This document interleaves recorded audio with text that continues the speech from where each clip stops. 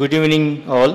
I welcome you all on behalf of the Unique Academy and Parivartanacha Vatsaru. We are here today for the final session of this lecture series organized by the Academy and Parivartanacha Vatsaru on issues in governance. And today we have Madhav Gadgil sir to talk on ecological governance. I request Director of the Unique Academy to welcome Gadgil sir. Thank you sir. Now I request Editor of the Parivartanacha Vatsaru, Abhay Kanta sir, to talk about the idea of this lecture series. Friends, this is a concluding lecture today as a part of 8 lecture series in issues in governance.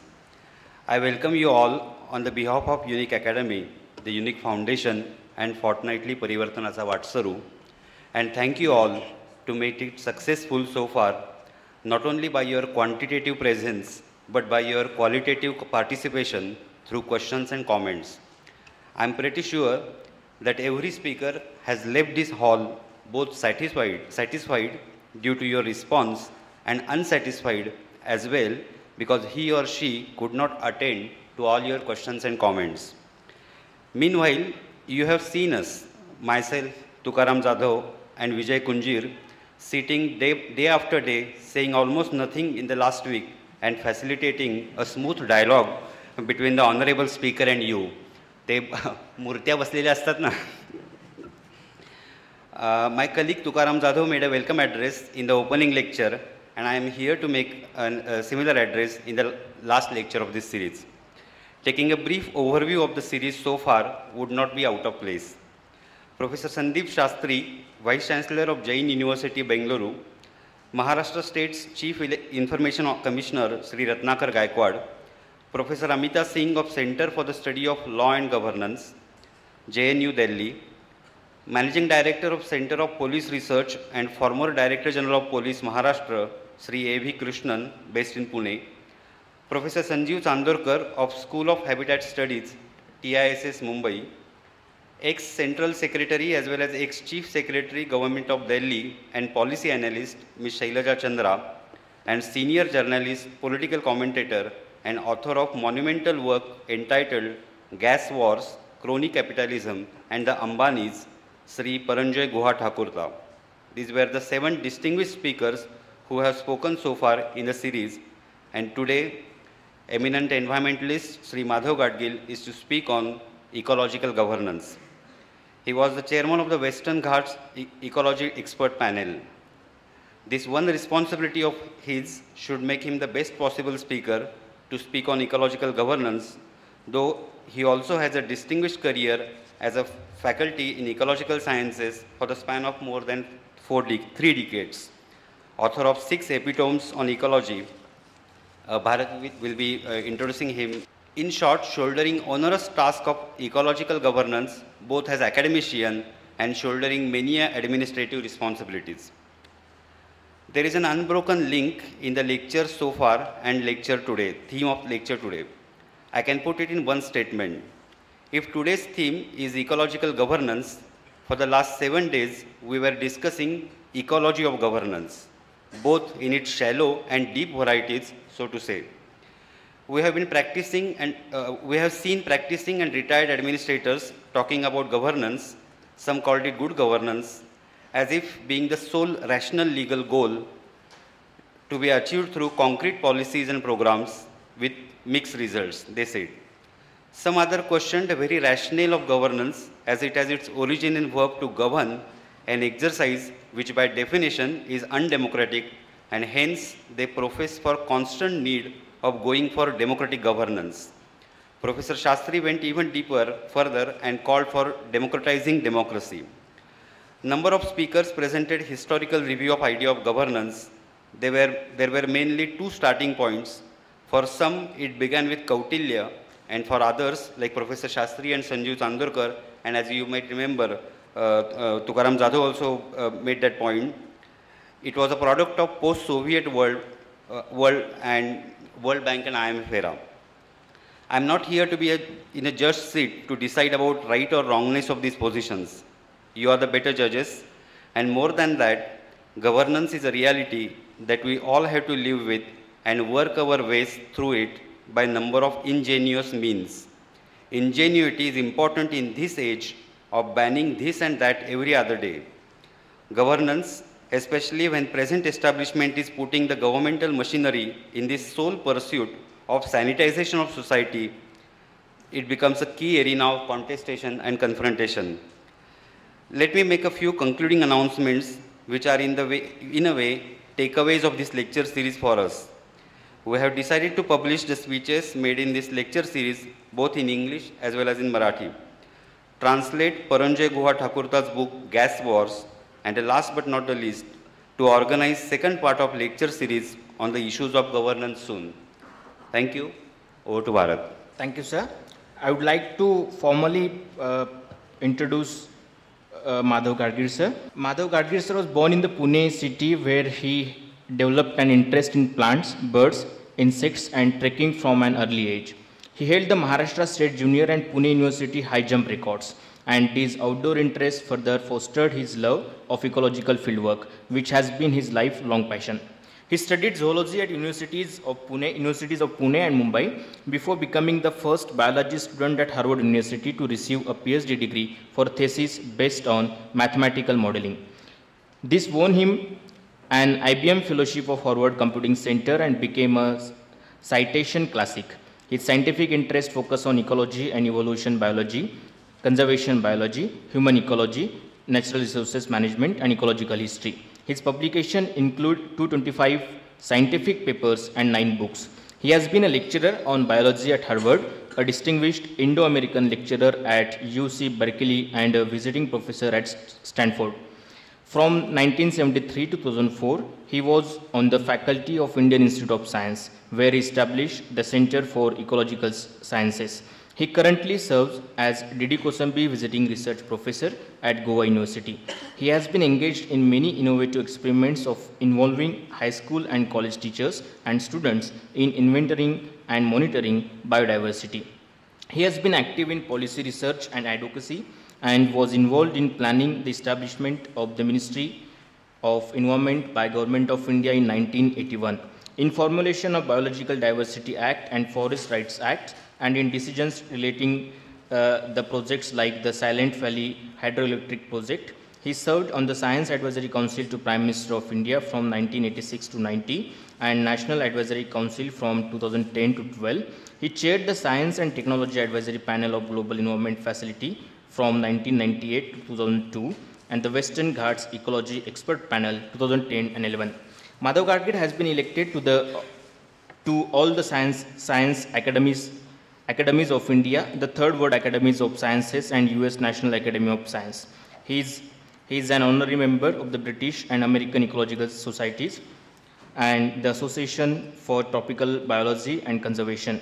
He is a recipient of Shanti Sarup Bhatnagar and Vikram Sarabhai Awards, Volvo Environment Prize, Harvard University, Centennial Medal Karnataka, Rajyasthav Award and Padma Shri as well as Padma Bhushan.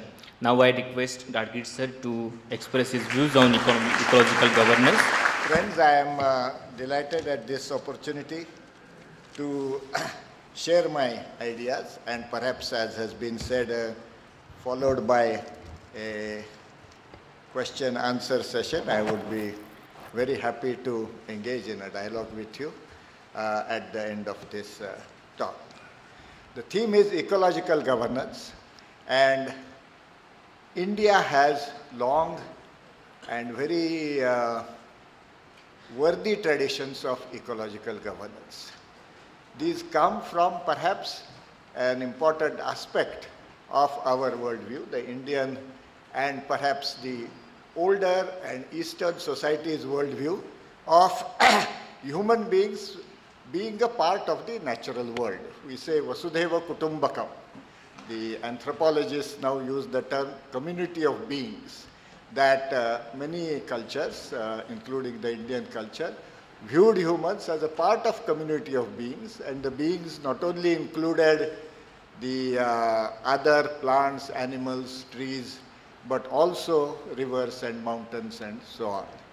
And these were treated with respect, although of course there were many instances of disrespect and abuses, not uniformly, but nevertheless there was a major stand of respecting the natural world, taking good care of it, protecting it, using the resources in a careful, sustainable fashion. There were two kinds of traditions. We'll talk a little later about the Niyamgiri mountain. This is a range in Orissa, which is sacred to the Kond Adivasis of that region. And that whole area has been treated as a sacred area, and its biological communities have been treated with respect and care. On the other hand, there were traditions throughout the country of careful, sustainable use of the natural resources. You see this reflected, for instance, in two important works earlier of last centuries in Maharashtra. There is a book called Gav Gada by Trimbak Narayan Atre. He was a revenue department official, very perceptive man, and I think it was published in early 1900s. He has sketched the system of village republics, as one may now call it, in the pre-British period and how it had changed under the British regime.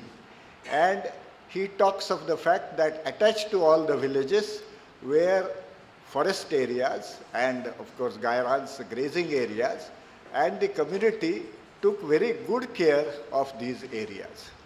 Under the British, where the main interest was taking over the natural resources of the country, these systems began to collapse. And the picture of the way this collapse happened and how that led both to destruction of nature and difficulties for people is brought out very nicely in Jyotiba Phule's book, Shetkaryacha Asur. If you look at Shetkaryacha Asur, there is a whole discussion of forest and forest management, at the end of which he concludes, Zulmi forest khatyachi holi karavi, that the foresters have tyrannically taken over resources which were people's resources, which sustained people, which people were managing well, and destroyed them. And I will talk also of examples of that, not only how that has continued in British times, but regretfully, there has been no break with the British practices in the post-independence era. Essentially, the same thing has continued, although there have been many progressive legislations to which also I would refer. Now, the British perspective on use of nature is based in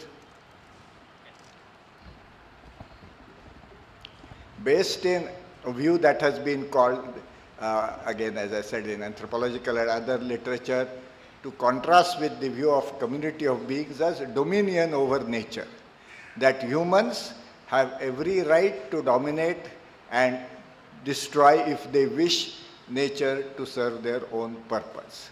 And this tradition has, as I said, held sway during the British times. It led to a systematic, continual overexploitation of India's resources, and this is a view which has been accepted post-independence by our rulers also, that we have to dominate over nature, if necessary, continue destroying it, and go on to perhaps in the process destroy people's livelihoods. I will talk about concrete examples of how this has been going on. Now, in a way, the Indian tradition is a mixed tradition.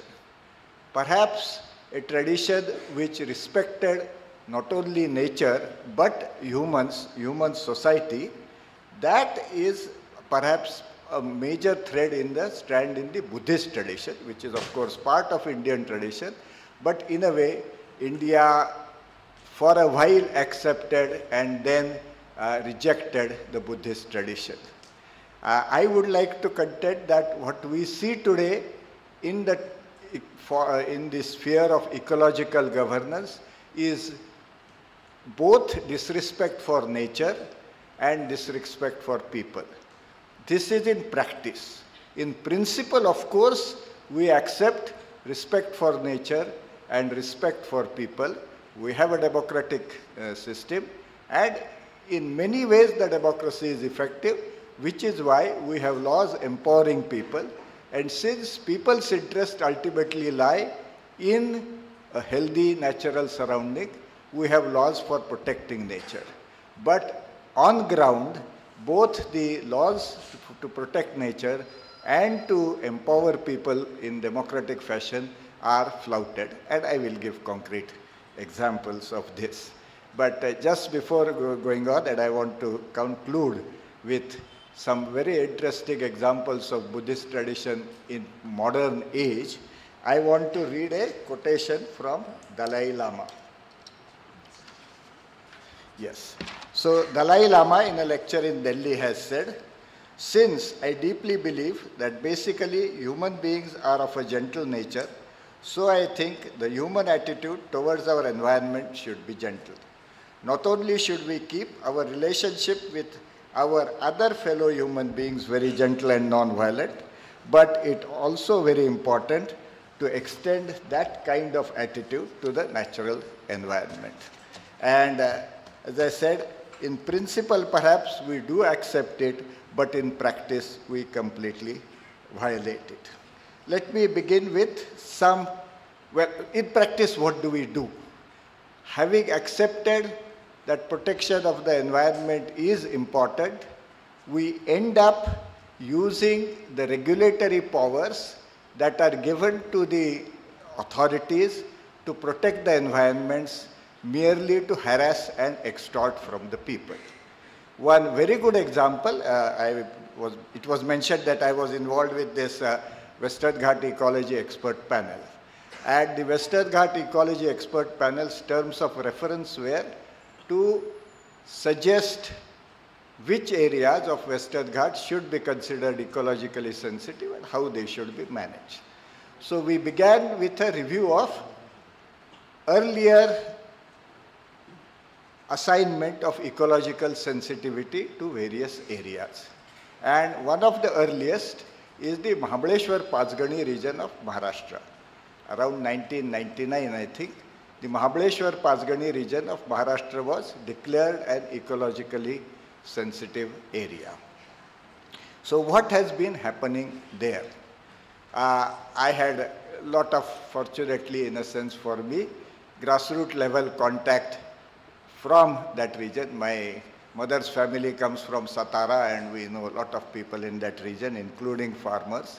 And I spent quite a bit of time talking to them and understanding what the ecologically sensitive zone management meant to them. They said that as far as they could see, this was something which was being thrust on them from Delhi and maybe Mumbai. They never were asked as to what should be the kind of management which should come to prevail in the ecologically sensitive zone. They said there were some things which were happening about which they were happy. They said, we are interested in keeping Mahabaleshwar Pachgani, a beautiful environment, including for economic interests. That is basis of tourism. And the ecologically sensitive zone declaration has meant that by and large, the tree cover has been maintained. But they said, you actually go and see in the field.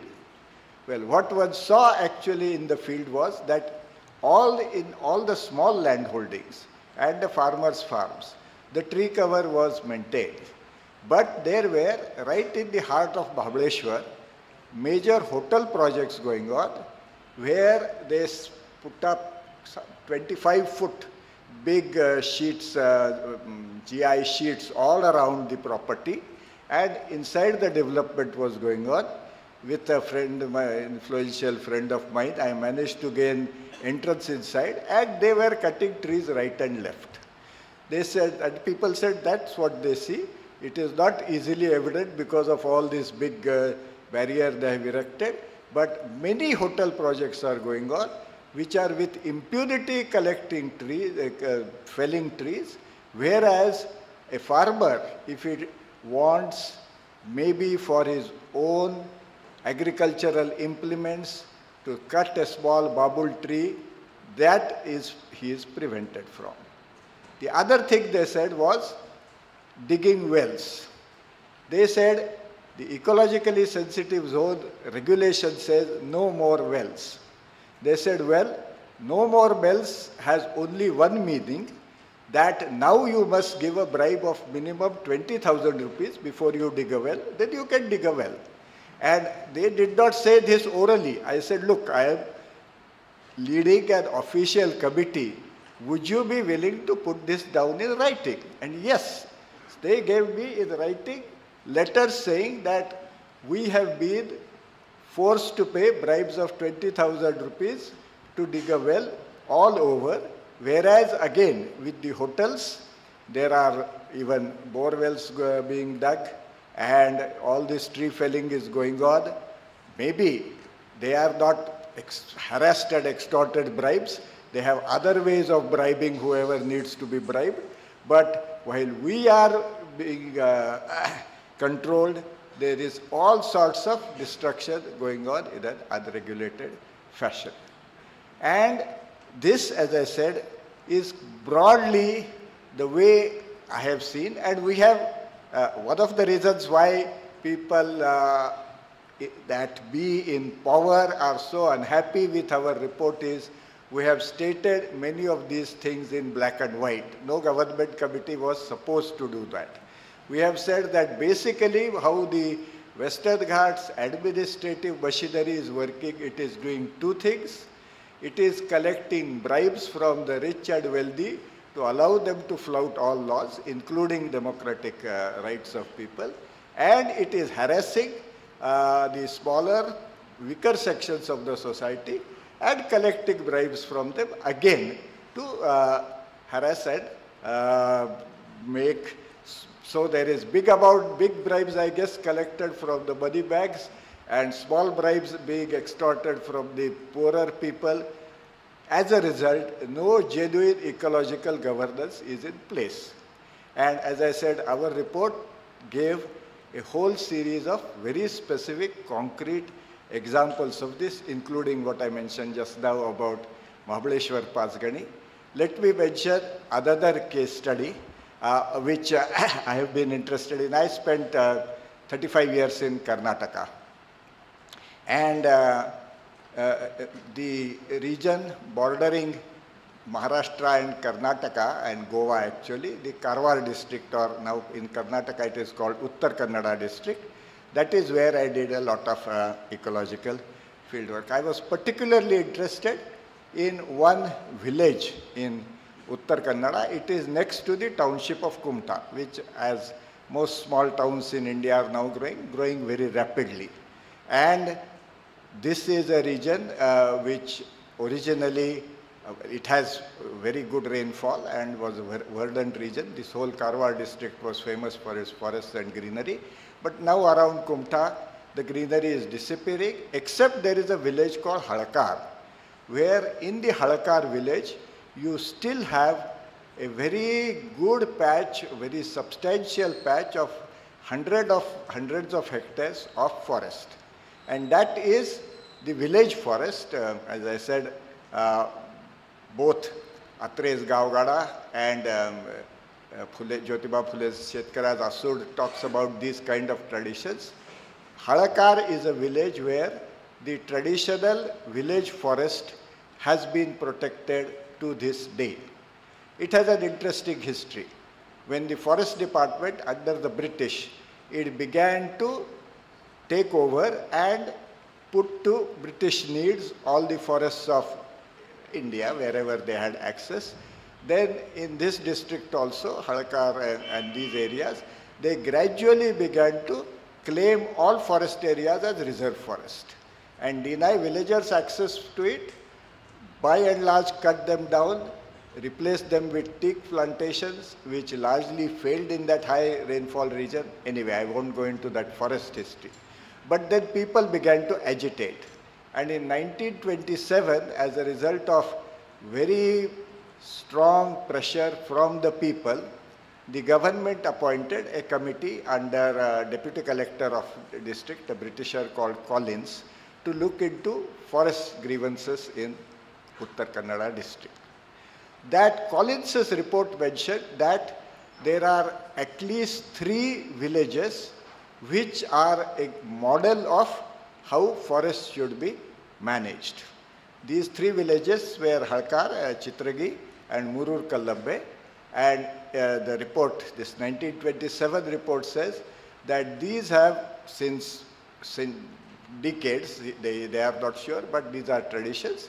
The villagers have very carefully managed their village forest, and the current government drive to take over these village forests as reserve forests is ill-advised, and these should be retained as village forests.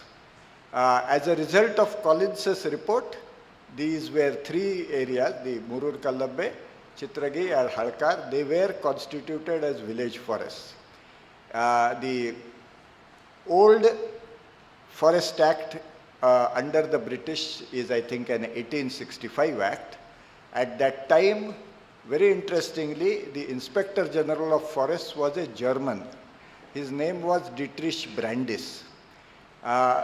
British brought in Dietrich Brandis simply because British had completely deforested their own England, Scotland, Wales. They had no forest, no system of forest management, no forest science. So they brought a German, Dietrich Brandis. Germany that day and even today has considerable forest cover which had been maintained largely under community control. So Dietrich Brandis came and became the first Inspector General. In 1865, when the Forest Act was formed, he pleaded that throughout India there are village forests, and interestingly he also pleaded that throughout India there are sacred grounds, Devrais, which must be given legal status and protected under the 1865 Act. The British made a mention of this but never actually provided any management rules for the village forests. In 1930, when the Act was revised, certain provisions were made. And as a result of Collins's report, as when the 1930 revised Forest Act came into force, Halkar, Murur Kallabbe and Chitragi were assigned village forest management rights. These were exceptions. There were other exceptions in the Garhwal, Kumaon area of Himalayas.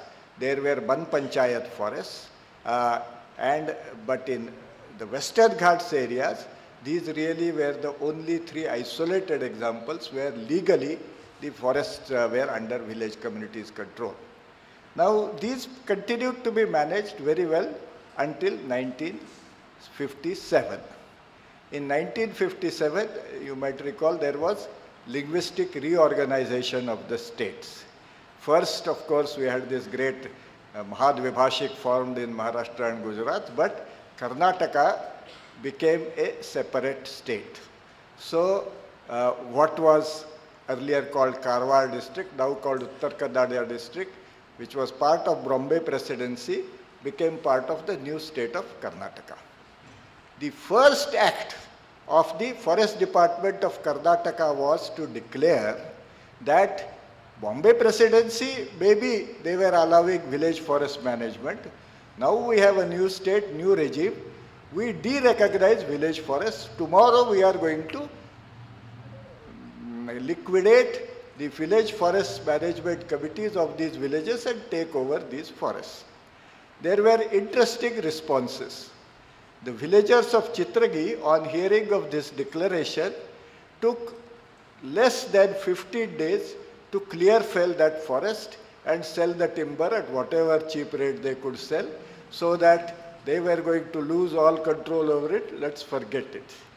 Murur Kallabbe hesitated, partly they cut it down, partly they tried to maintain, but Halkar villagers stood firm. From 1957, I went to work in Karnataka in 73, so this was going on. I spent quite a bit of time with them. There were court cases going on. It took 28 years before the High Court of Karnataka decided in favor of the Halkar village. And today you go, Halakar village forest is the only really well-preserved forest in this coastal area of Karnataka. So, as I said, these were the kind of traditions, and of course, there were also other traditions which, again, I had an interesting experience when I started working on ecology in Western Ghats. I was looking for examples of original vegetation, because to ecologists it is interesting to see so-called primitive, primeval original vegetation. And I discovered that the only examples by and large persisting of genuinely primitive vegetation on Western Ghats were sacred groves, the Devrais. And along with my botany teacher Vartak here in Pune, I initiated a study of Maharashtra and then late other parts of the Western Ghats. And while we were doing this study, I got a letter from village called Gani in Srivardhan Taluk of, I guess, Raigad district or Ratnagiri, somewhere. Anyway, in Srivardhan Taluk. And the Gani villagers said that we have a major sacred grove and forest department has marked it for cutting down. And please come and help us, because the local forest ranger has told that he has heard that we are doing a study and maybe we have contacts with higher up in the forest department that we might be able to, you might be able to help. Okay. So Vartaka and I went to Gani and found that actually we walked from Srivardhan to Gani through completely barren, hot hills for some 4 or 5 hours before we reached Gani. And Gani was a very interesting contrast. There was a 11 hectare or so beautiful original forest and a perennial stream coming out of it. And the villagers said that as they have seen the other forests being cut, all the water resources have been drying up and they want this to be preserved. So I said fine, and Vartak in fact was senior bad and many forest officers had studied under him, so he knew them. So Vartak and I wrote a letter to the head of the forest department that please withdraw the orders for cutting down this forest. It is an important ecological asset to the village community, and we would appreciate it if you make a decision to preserve it. So the chief conservator of forest then, actually that time there was only chief conservator. Now bureaucracy at the top has grown so marvelously that number of forest guards in Karnataka is the same as in 1971, but we have maybe 8 chief conservators, 10 additional principal chief, 3 principal chief conservators anyway. So there was only one chief conservator. He said, well, I do not understand.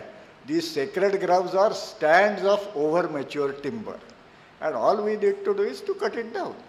So ecological services is something which is completely outside the horizon of the forest department. It remains so till date. So what has been happening? As I said, of course there are counter currents, because fortunately we are a democratic society and people's interest and what people want is to be given not only lip service, but actually has some genuine influence in that some acts are passed. And we have these acts in place. And the kind of acts which are meant to protect environment and meant to empower people, there is a whole series of them. There is, beginning with the Environmental Protection Act 1986, then there are a series of constitutional amendments, the 73rd and 74th constitutional amendments empowering, setting up the decentralized governance and giving substantial powers, at least as a part of Central Act, in people being associated with decision making as to natural resource use. And then we have also specific environment-related act which bring together environmental protection and empowerment of people. These include Biological Diversity Act. There is a 2002 Biological Diversity Act which empowers all local bodies, Gram Panchayats, Panchayat, Taluka Panchayat Samiti, Jila Parishads, Nagar Palikas, Mahanagar Palikas to set up biodiversity management committees, not of elected representatives or experts, but of interested citizens. And these have substantial powers as per the Act. Though nowhere in the country, now 13 years later, is this being practiced. There is also then in the 2006 Forest Rights Act, according to which the indigenous communities, that is both, in fact, the Act says tribal communities, scheduled tribes, as well as traditional forest dwellers, who regardless of their community affiliation, are people who have been staying for 3 generations in the vicinity of forests. They have substantial rights over protecting and managing forests. So we have this 2006 Act, and I have never seen a television campaign of the vigor which was launched in 2004-05 before the passage of this Act. I don't remember who the stars were, but stars like maybe Salman Khan or Deepika Padukone or whatever, they got the anti-Forest Right Act lobby, got them to come on television and say how destructive of nature the Forest Right Act is going to be, stop it. And people, of course, have been very nicely brainwashed. I had an interesting example. One young Sanskrit scholar sitting in Bhandarkar Research Institute, I asked him if he had ever stepped into any forest. He had never stepped into any forest. But he gave me a lecture of half an hour of how horrible this act was, I guess watching Deepika Padukone or her equivalent of that time. So this was the kind of campaign which was mounted. And there was also a great, I think, tragedy in that many people who are genuinely concerned with nature conservation joined such a campaign. Bombay Natural History Society, which was established in 1883 and which is maybe the oldest nature conservation oriented organization of this country, which had the very enlightened leadership of Salim Ali, the well-known bird watcher and ornithologist for many years. Now, Bombay Natural History Society submitted a case in High Court saying that Forest Right Act should be declared unconstitutional. As I said, what has been the result? The result, you can see, has been that the lobbies, which are basically coal, iron, bauxite, mining lobbies, which don't want this act to come into force, have with impunity violated all over the country this act, have not allowed it to be implemented. And I want to read a report, which is a remarkable report, prepared by a committee under the chairmanship of N.C. Saxena, who was a distinguished IAS officer. He retired as Secretary Planning Commission, Government of India, on Niyamgiri Hill. I mentioned in the beginning that this is a hill sacred to the Kond tribes. And I think it is worth reading some excerpts from the report to consider the state of ecological governance in the country. So the Saxena, this is a 2010 report which is available on the website of Ministry of Environment and Forests. It's called Report of the 4-Member Committee for Investigation into the Proposal submitted by the Orissa Mining Company for bauxite mining in Niyamgiri. I would like to read a few excerpts. This is the company involved is Vedanta. The Vedanta site, the forested slopes of Niyamgiri Hills, and the many streams that flow through them provide the means of living for Kond tribes.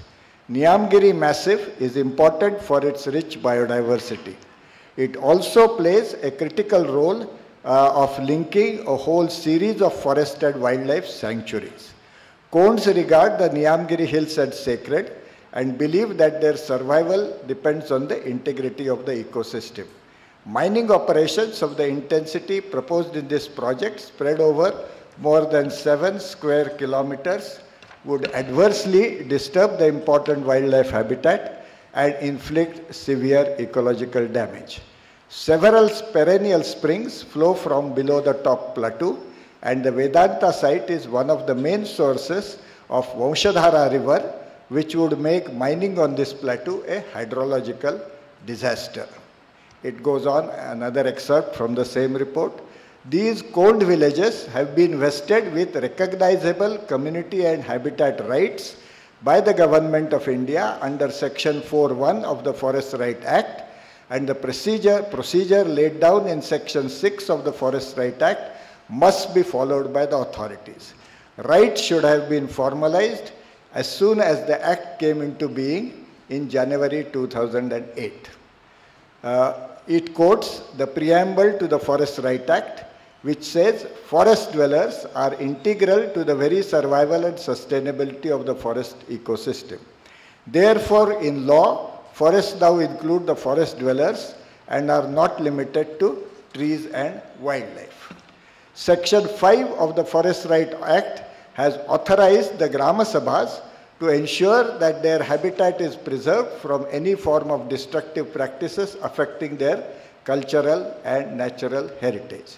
Ministry of Environment and Forests, as the authority under the Forest Conservation Act, cannot override the statutory authority under the Forest Rights Act, namely the Grama Sabhas. It goes on later in the report. District administration has been reluctant to act fairly and firmly under Section 6 of the Act to formalize the rights of Kond over the Vedanta area, as the state government has already decided to transfer the said land for mining.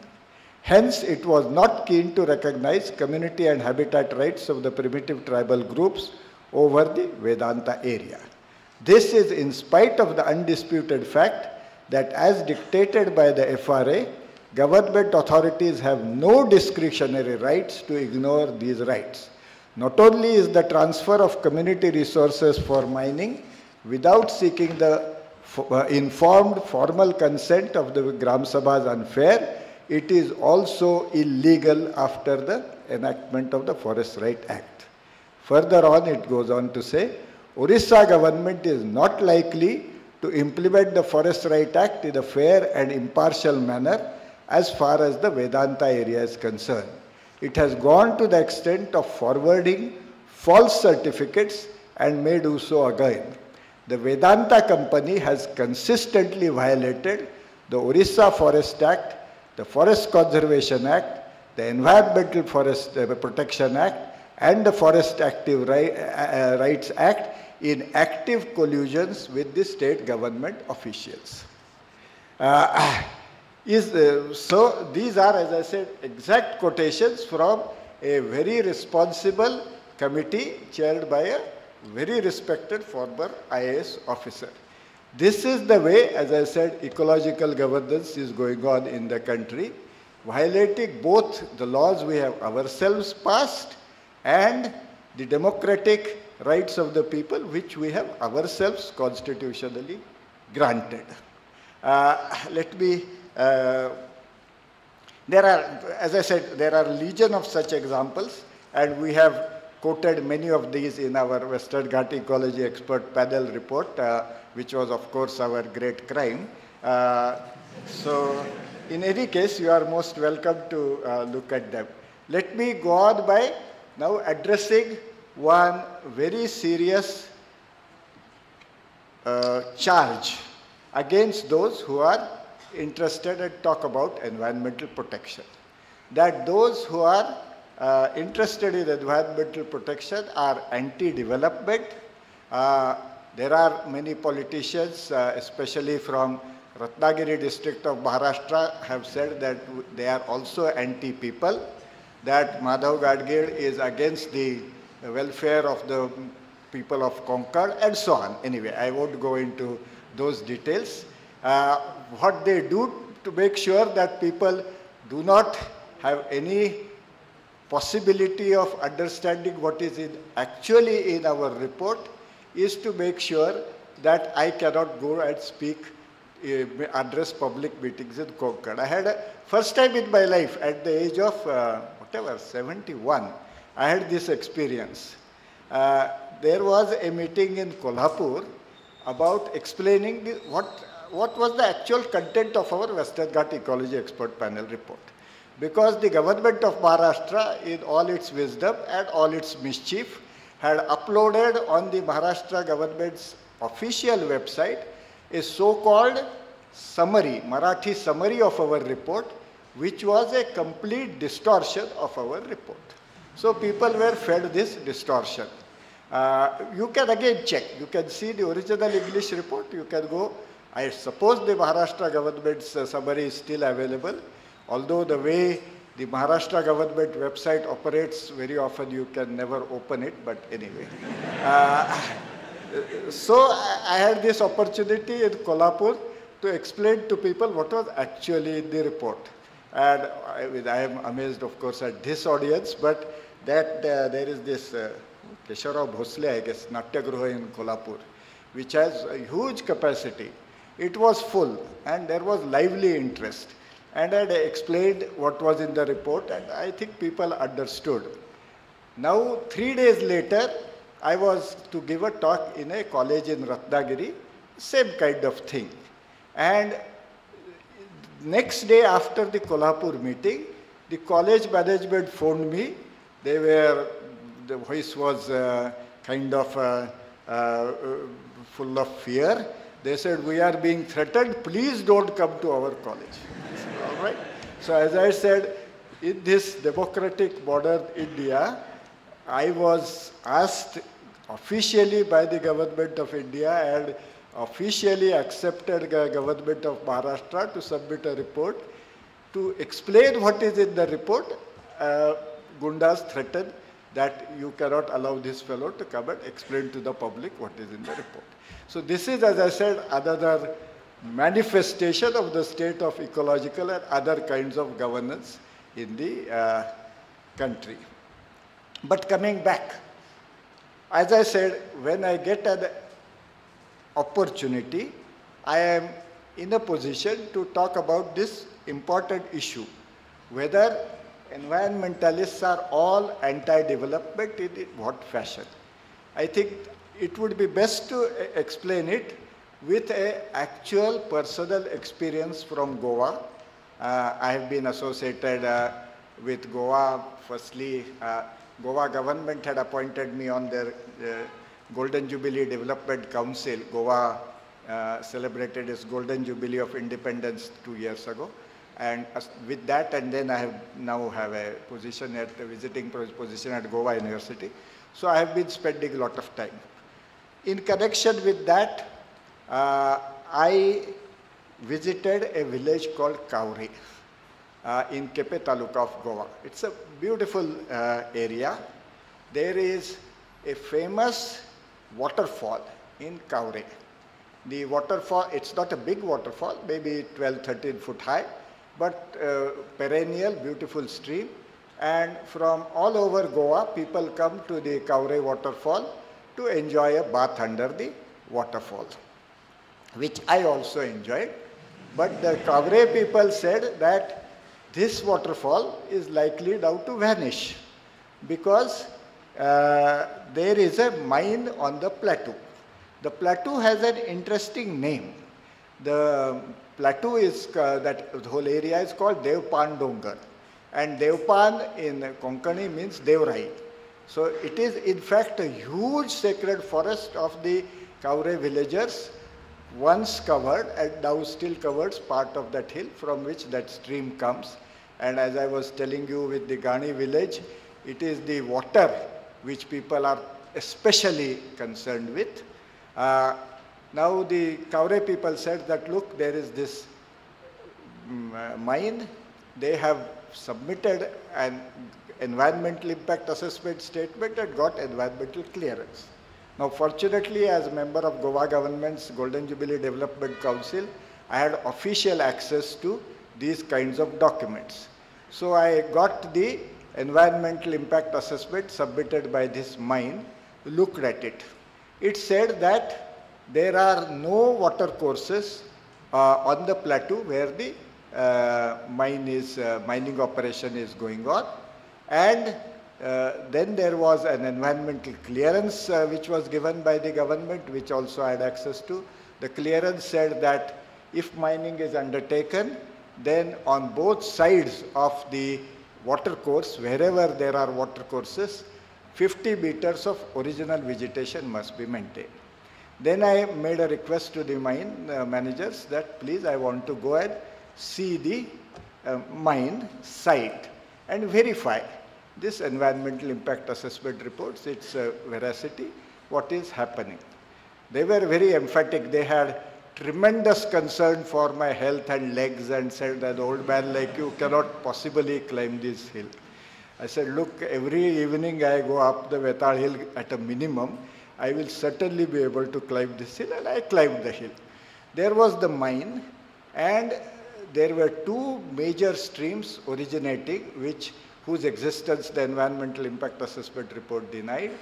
They had cut down vegetation all around those streams. They had diverted them, which was all against environmental clearance conditions. So I wrote to them saying that kindly explain why there are clearly perennial water sources. How does your environmental impact assessment say there are none? And why have you cleared the vegetation in violation of environmental clearance condition? Now 3 days later I get a remarkable response. They say reality is stranger than what we can imagine. This letter was something I could not have imagined. The letter said that please refer to geological map of Goa. There are no blue lines on Devpan Dongar, which means there are no water courses. The reality are lines on the map, not the waterfall under which people are bathing for decades at least, maybe if not centuries. No, that blue line doesn't extend and show any such waterfall. It is all Maya. You are suffering from illusion. So as I said, this is a remarkable response, and by distorting all official information, all sorts of such tricks are being played all the time.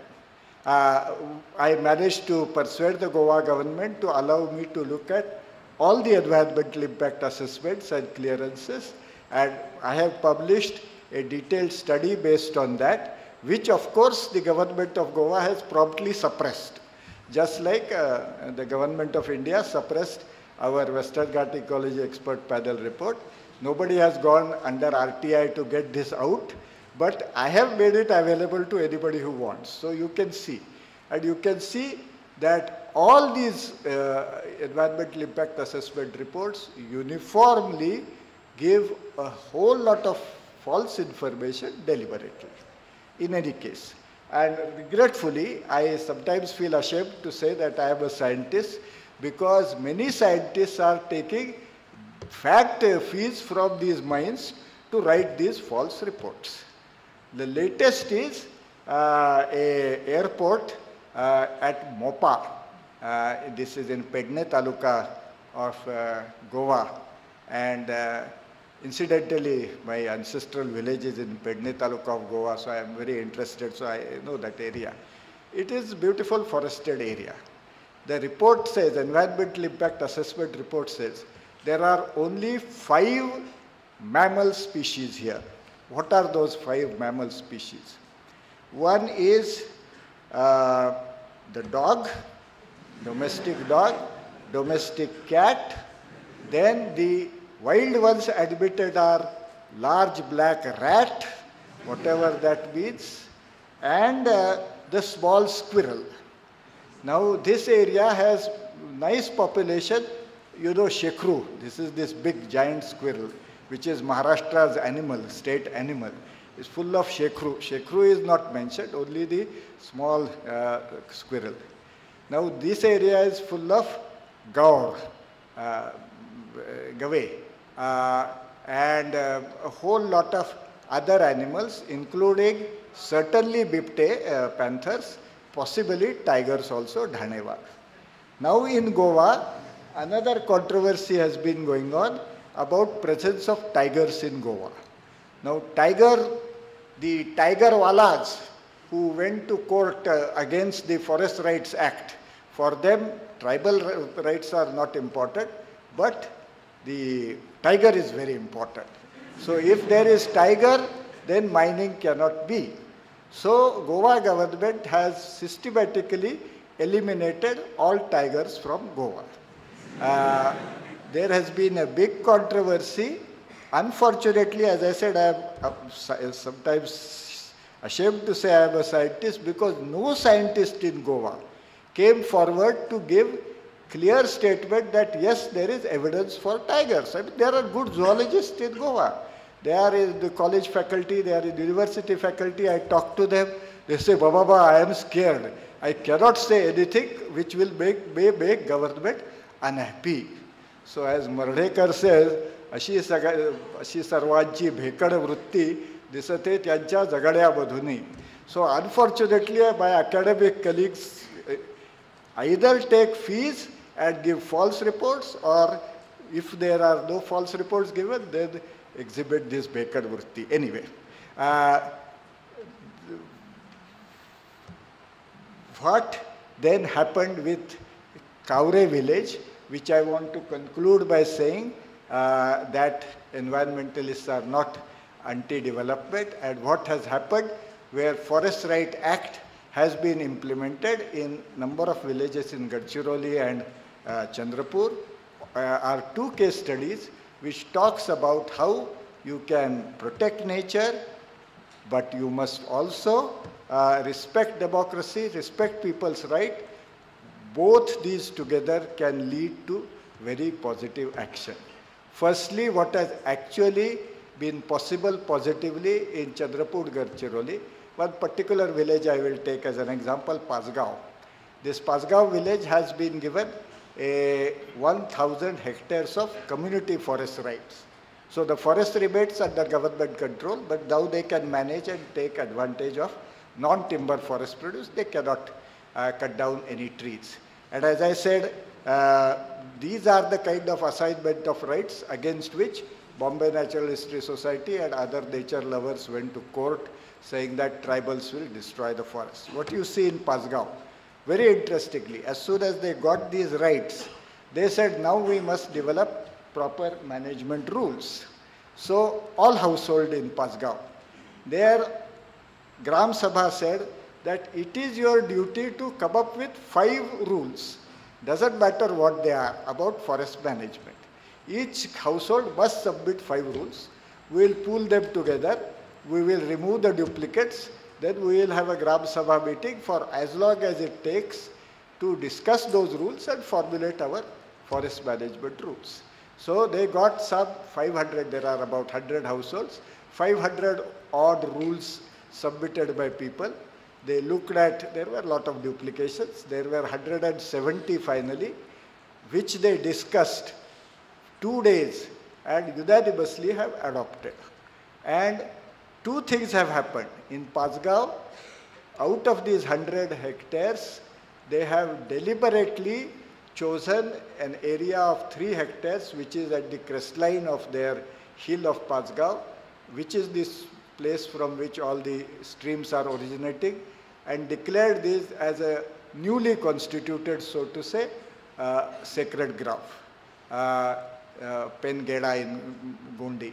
So they are now protecting it completely. But interestingly enough, they said that tendu leaf collection, you know, bidis are rolled out of tendu leaves.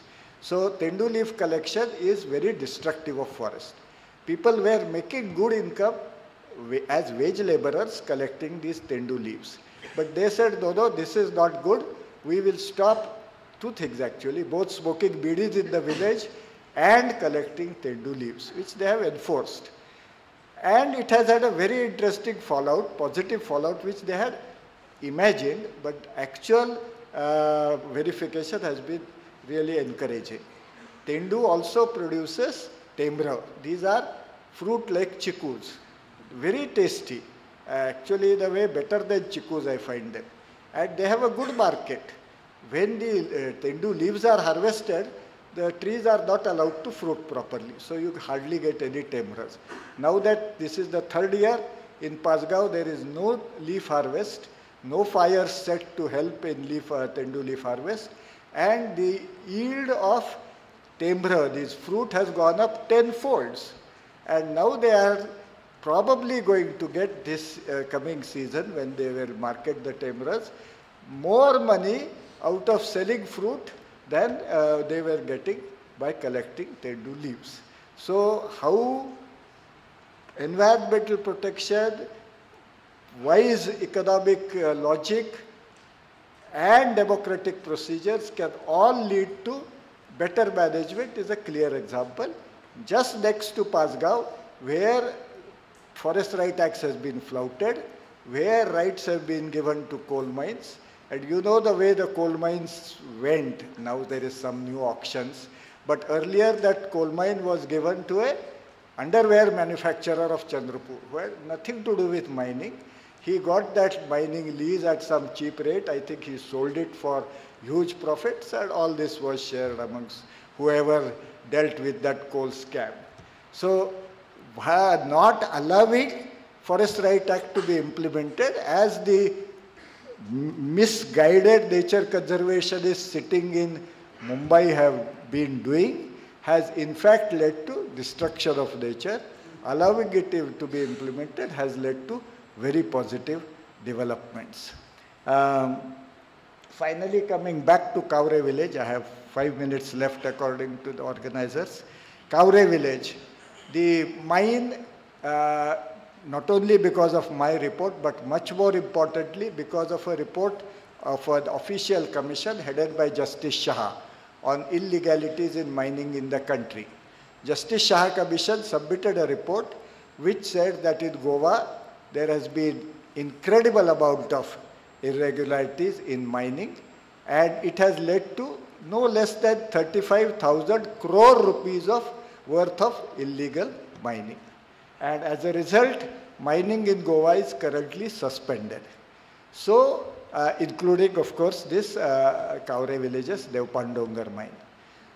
Kaure village Grama Sabha has set up a Sadhana multi-purpose cooperative society, and they have applied to Goa government for A, registering this society, and B, transferring, when the lease will be renewed. The company which was doing all these illegalities earlier had severe strictures against them in the Shah Commission report. The lease should not be given back to that company, but should be given to our Sadhana multi-purpose cooperative society.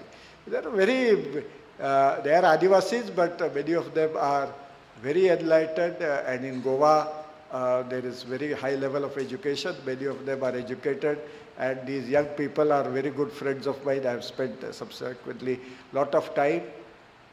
I am quite convinced that they would be in a position to manage and run this. It's a small mine. Well, they say that naturally we will make sure that there is no damage to the environment, because damage to the environment affects us adversely, and we will get money coming to the village community. Now the government of Goa, which is headed by Bharatiya Janata Party, whose Prime Minister in his very first speech on May 16th declared Vikas ko Janandolan banayenge. So I have written again and again, including articles in prominent dailies in Goa, that आपको विकास को जनांदोलन बनाना होगा तो पहले कावरे की ये cooperative societies को mining lease दीजिए. Mining पूरा बंद करने की कुछ जरूरत नहीं है, but what we want is responsible mining and people oriented development, and you are talking about making development janandolan. This is an opportunity. And what is Goa government doing? It is making all sorts of bureaucratic hurdles in this society getting registered at all. And I have taken advice from many people, including good lawyers. I am sure many are here who will probably advise similarly. And there is a Vaikundbhai Mehta, National Cooperative Management Institute here in Pune. They all say that really the denial of registration to this society is not at all justified. That denial is only to make sure that a tradition of villagers taking over mining and running of mining does not get established. Because if it once gets established, there would be many such demands in Goa, which would be, I think, very good for Goa's environment and very good for Goa's society. And there may be environmentalists whom you can do any accusations against, but if you consider me an environmentalist, I have thoroughly supported this kind of development. Environmental protection and development need not at all be in conflict. Just a last small remark. Germany is a country where you have perhaps one of the industrially most advanced economies, one of the economically stablest economies, and the most strong measures for environmental protection. Germany elects in its both state legislative assemblies and national parliament more Green Party members than anywhere else in the world, and they have made sure that environment is well protected. I have a good friend, he's a German journalist, he's married to an Indian lady, he is settled here in Aund, and he tells me that his father said that Rhine River was once polluted, and before the Rhine was polluted, his father used to swim in the river and enjoy the swim. His father is probably my age. And he says, for a few years, the Rhine was awfully polluted, but the Green Party and its influence in Germany made sure that today Rhine is completely unpolluted. It is flowing with really original stuff, Nirbal Pani, and his father has gone again for a swim in the river, and he said that when he had a swim in the river after the pollution was removed, that was ecstasy, Harshavayu zhala tyala. Now when I was young, we used to stay near what is today Nalstop, and I used to go to Mutha river and swim. And I thoroughly enjoyed swimming in the Mutha river. And today if I try that, I will probably die instantly of various diseases and so on. I am hoping that we will have genuinely good ecological governance. We will have a genuine Vikasa Janandolan established in this country.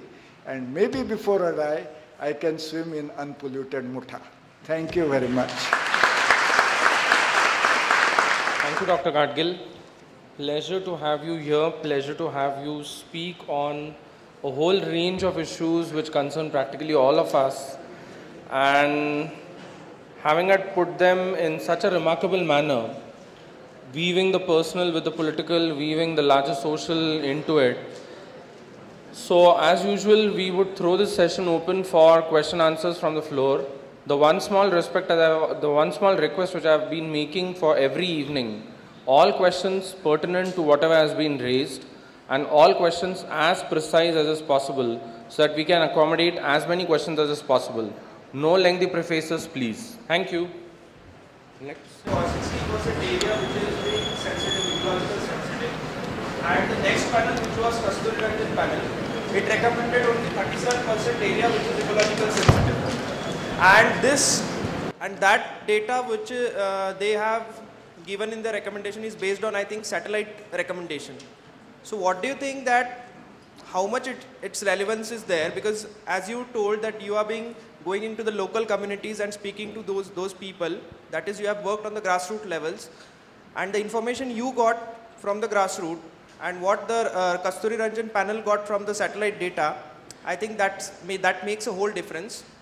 And the second one, I want to ask you that in a major development, the Ministry of Forest and Environment has said to the NGT, that is National Green Tribunal, that it would go with Kasturi Ranjan panel in some things. So is it like the government wants that recommendations which are in favor of government and don't want those which are against it, as you have banned mining? So I'm asking basically two questions. I want you to comment on this thing first, what government wants, and the first thing, does satellite recommendations are more relevant than your recommendations?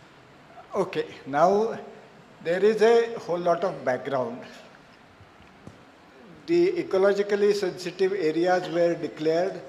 The first one was declared actually in 1987 in Maharashtra, the Murud Janjira area.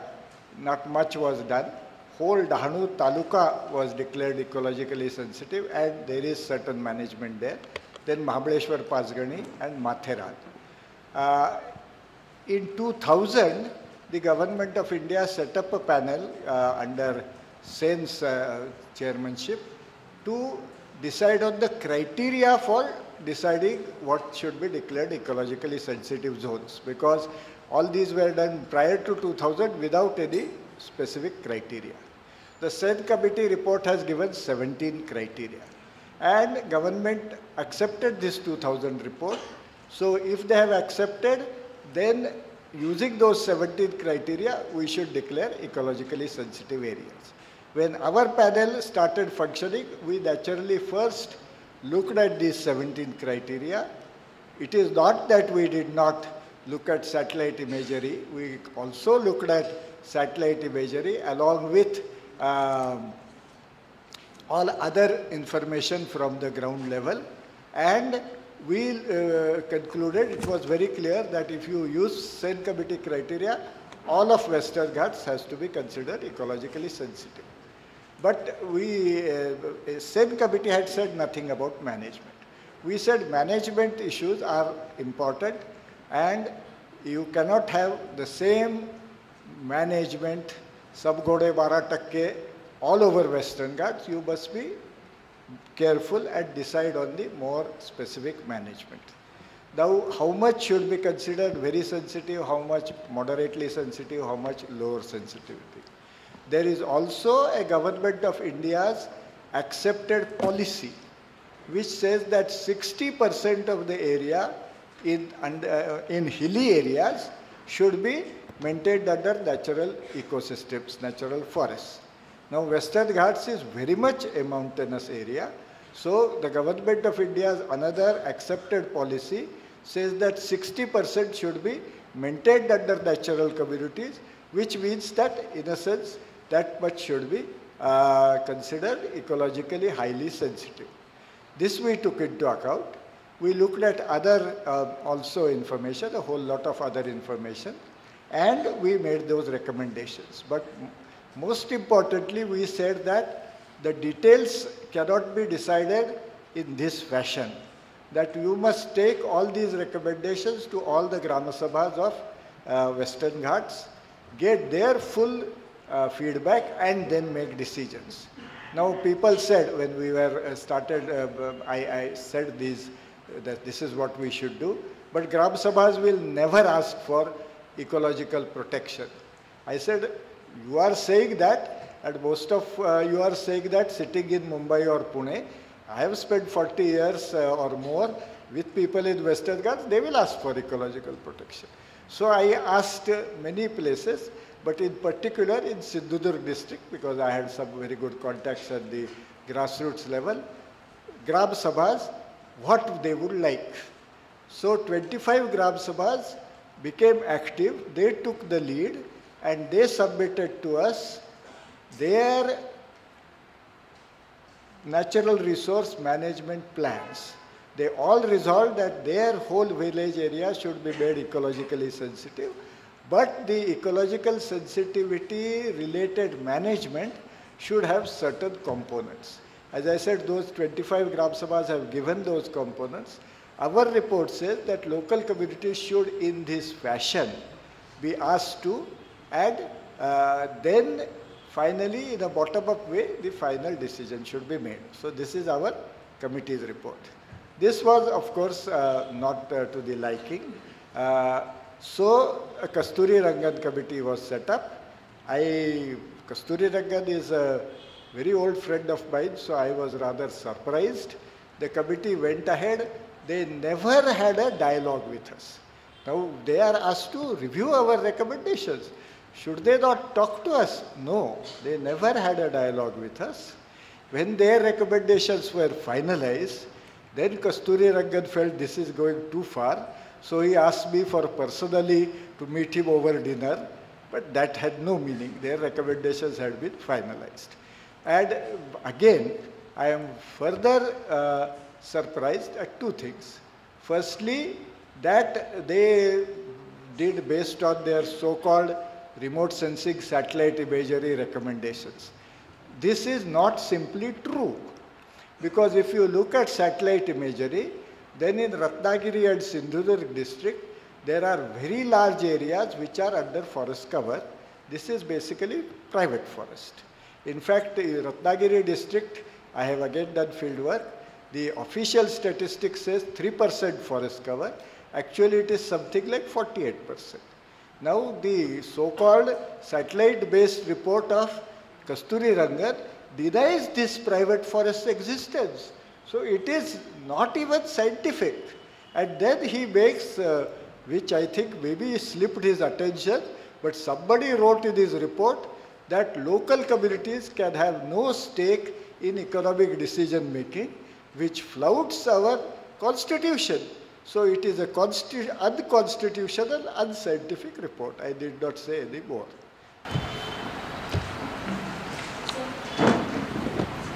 Yes.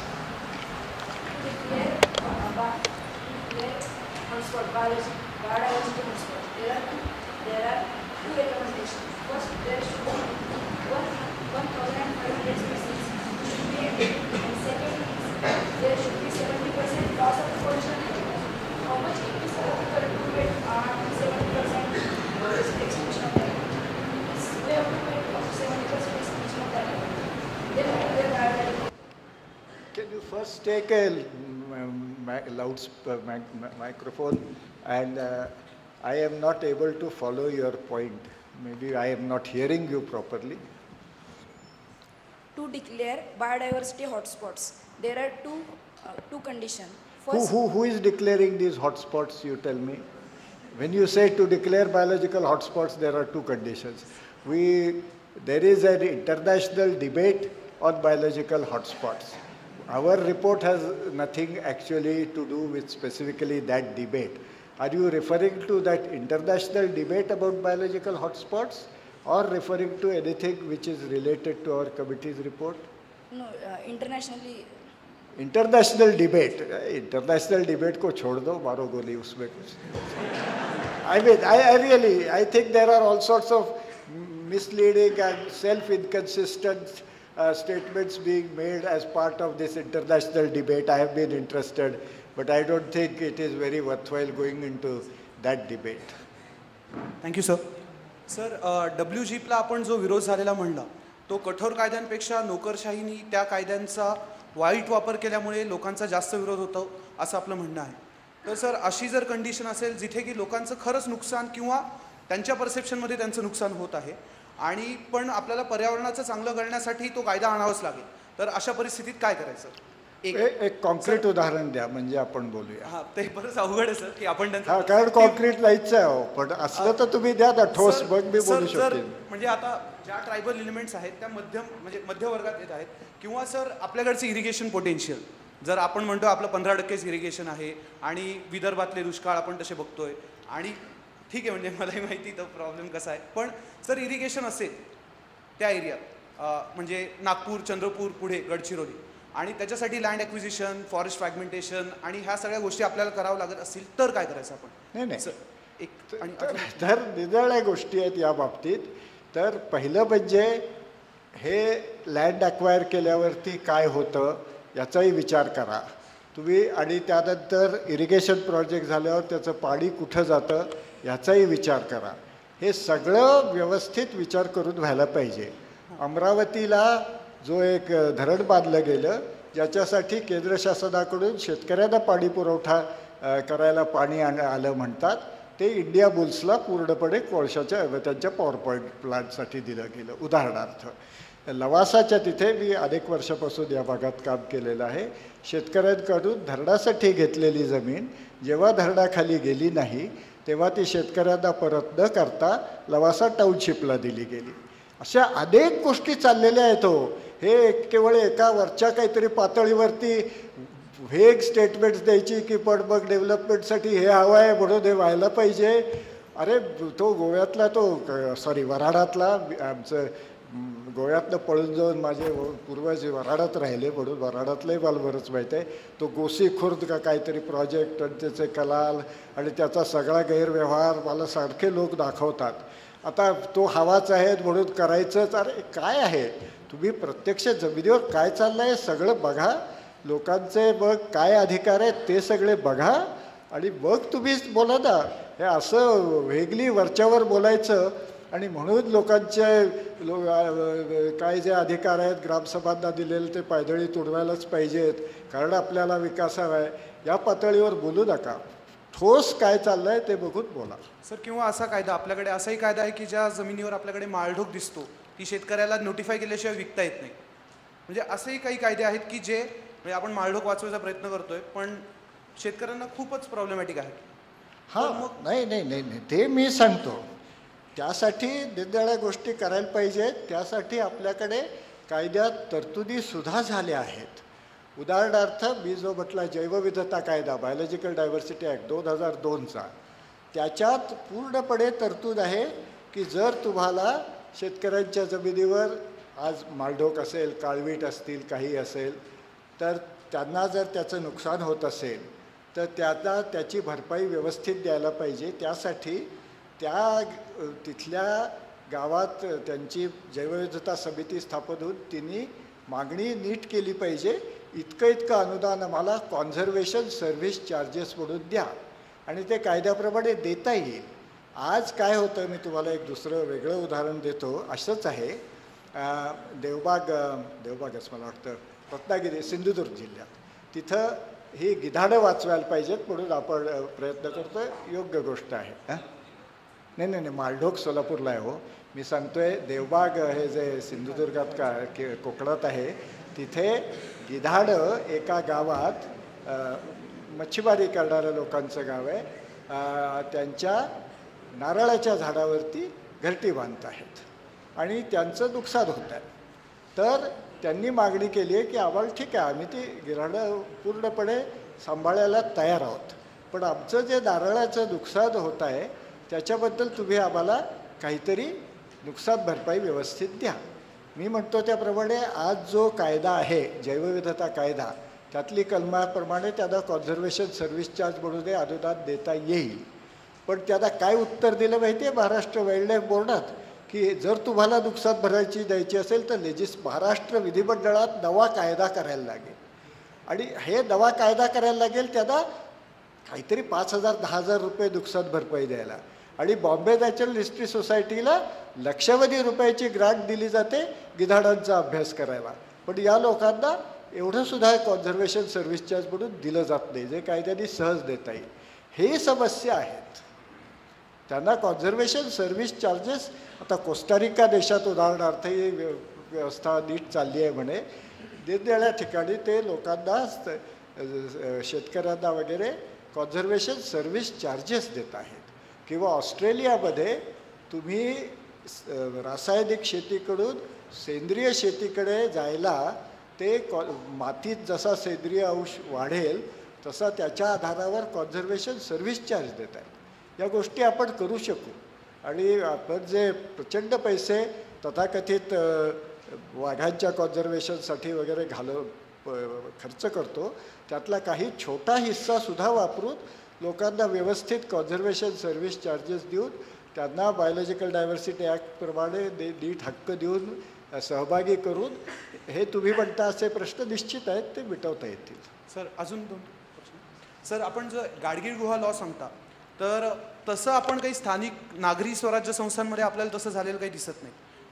म्हणजे की the awareness of political representative is inversely proportional to size of his constituency. ते जे आपण मांडलं आहे त्याच्यात. तर sir आणि दुसरं आपण ह्याचं असं घ्यायचं की राजकीय विकेंद्रीकरणासोबतच एन्व्हायरमेंटचे कन्सर्न्स जास्त मेनस्ट्रीम होतील पॉलिटिक्समध्ये. निश्चित. मी एक पुस्तक लिहिलं रामचंद्र गुहाबरोबर काही वर्षापूर्वी. त्याच्यात आम्ही एक फिजिक्समध्ये एक इन्व्हर्स स्क्वेअर लॉ असतो तसा एक इन्व्हर्स लॉ मांडला आहे.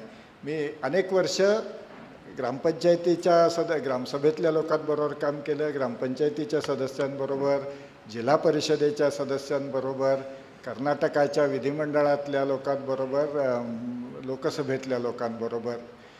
तो इन्व्हर्स लॉ असा आहे की जसं कुठल्याही निवडून आलेल्या प्रतिनिधीचा मतदारसंघाचा आकार वाढत जातो तसतसं त्याचे परिसरातलं पर्यावरणाबद्दलची आस्था कमी होत जाते. सगळ्यात जास्त आस्था आहे ग्रामपंचायतीच्या सदस्यांना, सगळ्यात कमी आहे सरासरी म्हणतो काही काही अपवाद नक्की आहे लोकसभेच्या सदस्यांना. तेव्हा निश्चित विकेंद्रीकरणाने निश्चित पुढे पाऊल पडेल. त्यांनी काही सगळे प्रश्न सुटतील असं मुळीच नाही, पण पुढे पाऊल पडेल. सर आणि शेवटचं सर, औद्योगिकरणानंतर जी आपण म्हणतो की इंडस्ट्रियलिझमची मेटा आयडियोलॉजी आली, मग तो समाजवाद असो किंवा भांडवलशाही असो किंवा म्हणजे ह्यातनंच जी आपली एक मेंटॅलिटी होती मानवी मेंटॅलिटी की आपण नेचर टेम करू शकतो किंवा आपण समजून घेऊन त्याच्यावर मात करू शकतो किंवा तुम्ही ओमनिव्होर अशी व्याख्या करता माणसाची. सर मग ह्या टेंडन्सीमध्ये आपण निसर्गाचा बचाव किंवा निसर्गाशी एकरूप होणं खरं शक्य आहे का? म्हणजे की खरंच आपण तो जो ऱ्हास होत आहे तो अडवू शकतो का आपण ज्या गतीने वाढत आहोत किंवा ज्या पद्धतीने आपलं चालू आहे सगळं? नाही, तुम्ही बघा, मनुष्य स्वभाव हा काही एकसंध नाही आहे. आपल्या प्रत्येकाच्या मनातसुद्धा परस्पर विरोधी प्रवृत्तींचा झगडा चालू असतो. समाजातसुद्धा काही लोकांच्यात निसर्गाबद्दल राखून ठेवण्याबद्दल खूप आस्था असते, काही लोकांच्यात बिलकुल नसते. असं सगळं वेगवेगळं आहे. एकूण तुम्ही पाहिलं तर असं काही नाही की भांडवलशाहीत आणि ती भांडवलशाही आता आहे ती काही बदलणार नाही, हे मलाही दिसतं आहे पूर्ण. या व्यवस्थेत कुणीच कधीच निसर्गाला सांभाळण्याच्या बाजूने असणार नाही असं मुळीच नाही आहे. मी म्हटल्याप्रमाणे सिंधुदुर्गातल्या 25 ग्रामसभांनी पूर्णपणे स्वयंस्फूर्तीने व्यवस्थित निसर्गात सांभाळून कसा विकास करू याचे आराखडे आम्हाला दिले की. असतात अशा पद्धतीचे खूप लोक असतात. आणि विशेषतः मी म्हणतो तसं जेव्हा तुम्ही बोलता कावरेगावच्या ग्रामस्थांशी बोलता तेव्हा त्यांना तिथल्या झऱ्यांबद्दल खूप कळकळ आहे. आता जे गोव्यातला खाणमालकाच्यातला सगळ्यात आज मोठा श्रीमंत आणि सत्ताधाऱ्यांच्या जवळ असलेला मनुष्य आहे, मी नाव घेत नाही, तो काही भारतात राहत नाही. त्याचा एक लंडनमध्ये राजवाडा आहे. त्या लंडनमधल्या राजवाड्यात त्याला गोव्यात काय झालं नासाडी झालीची काय काळजी आहे, पण गोव्यातल्या लोकांना आहे नाही असं मुळीच नाही आहे. सर, मागच्या सप्तरंगामध्ये आपला एक लेख आला होता, तर त्यामध्ये आपण जनांदोलनाचा असा एक शब्द वापरलेला आहे. तर मला असं म्हणायचं आहे की आपण जर का कोकणासारख्या ठिकाणी पाहिलं तर पॉलिटिकल इंटरफेरन्स खूप सारा होतो. तर मग ग्रासरूट लेवलला काही बऱ्याचशा गोष्टी ज्या असतात त्या पॉलिटिकल लेवलला मॅनेज केल्या जातात. मग हे जनांदोलन कितपत सक्सेस होईल? सेकंड क्वेश्चन असा आहे की जैतापूर प्रकल्पाविषयी आपलं काय मत आहे? आणि शेवटचा प्रश्न, गाडगिळ समितीचा अहवाल न स्वीकारण्यामागची कारणं कुठली आहेत? म्हणजे गाडगिळ समितीचा अहवाल हा समजलाच नाही की तो समजूनच घ्यायचा नव्हता?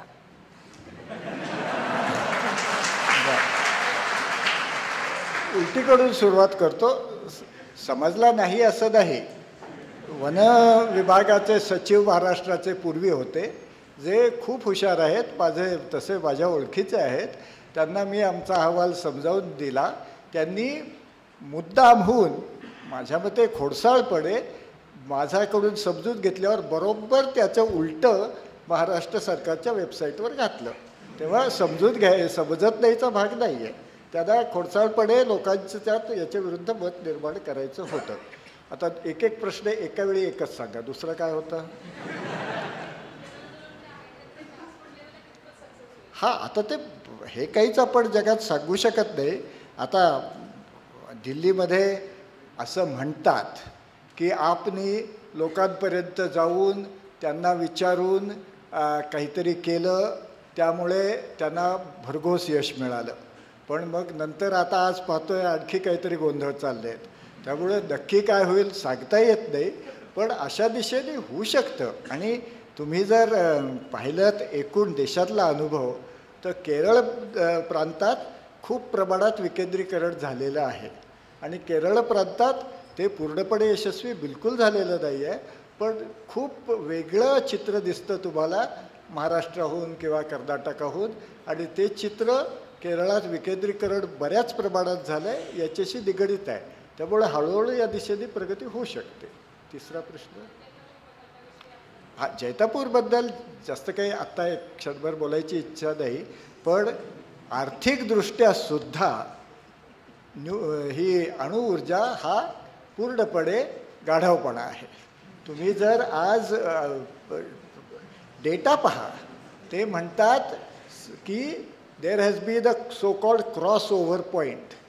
एकेकाळी सौर ऊर्जा ही अणुऊर्जेहून महाग पडायची, पण आज सौर ऊर्जा ही अणुऊर्जेहून खूप स्वस्त झालेली आहे. थोडकी नाही, कारण चीननी भारताने नाही, भारतात एक जेव्हा सगळा वाद झाला अणुऊर्जेबद्दल तेव्हा भाभांनी जाहीर केलं की काही पुढच्या वर्षातच अणुऊर्जेने भारताचे ऊर्जेचे सगळे प्रश्न सुटतील. त्यावेळी कोसांबींनी भांडून म्हटलं होतं की हा पूर्ण चुकीचा दावा आहे, असं काही होणार नाही. मग कोसांबींना भाभांची इन्स्टिट्यूट सोडायला लागली, ते सोडा. पण मुद्दा असा आहे की भाभांचा हा दावा मुळीच खरा ठरला नाही आहे. उलट भारताने काहीही कोसांबी म्हणत होते तुम्ही आयोगात ह्या अणुऊर्जा आयोगात जे प्रचंड पैसे ओतताय तोच जर तुम्ही सौर ऊर्जेच्या संशोधनात ओतलेत तर भारत जगात सगळ्यात पुढे जाईल. ते काही केलं गेलं नाही.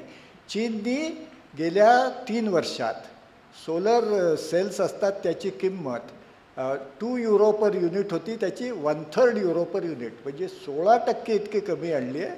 त्यामुळे आज सौर ऊर्जा ही पूर्णपणे इकॉनॉमिकल आहे आणि अणुऊर्जेपेक्षा नक्की किफायतशीर आहे.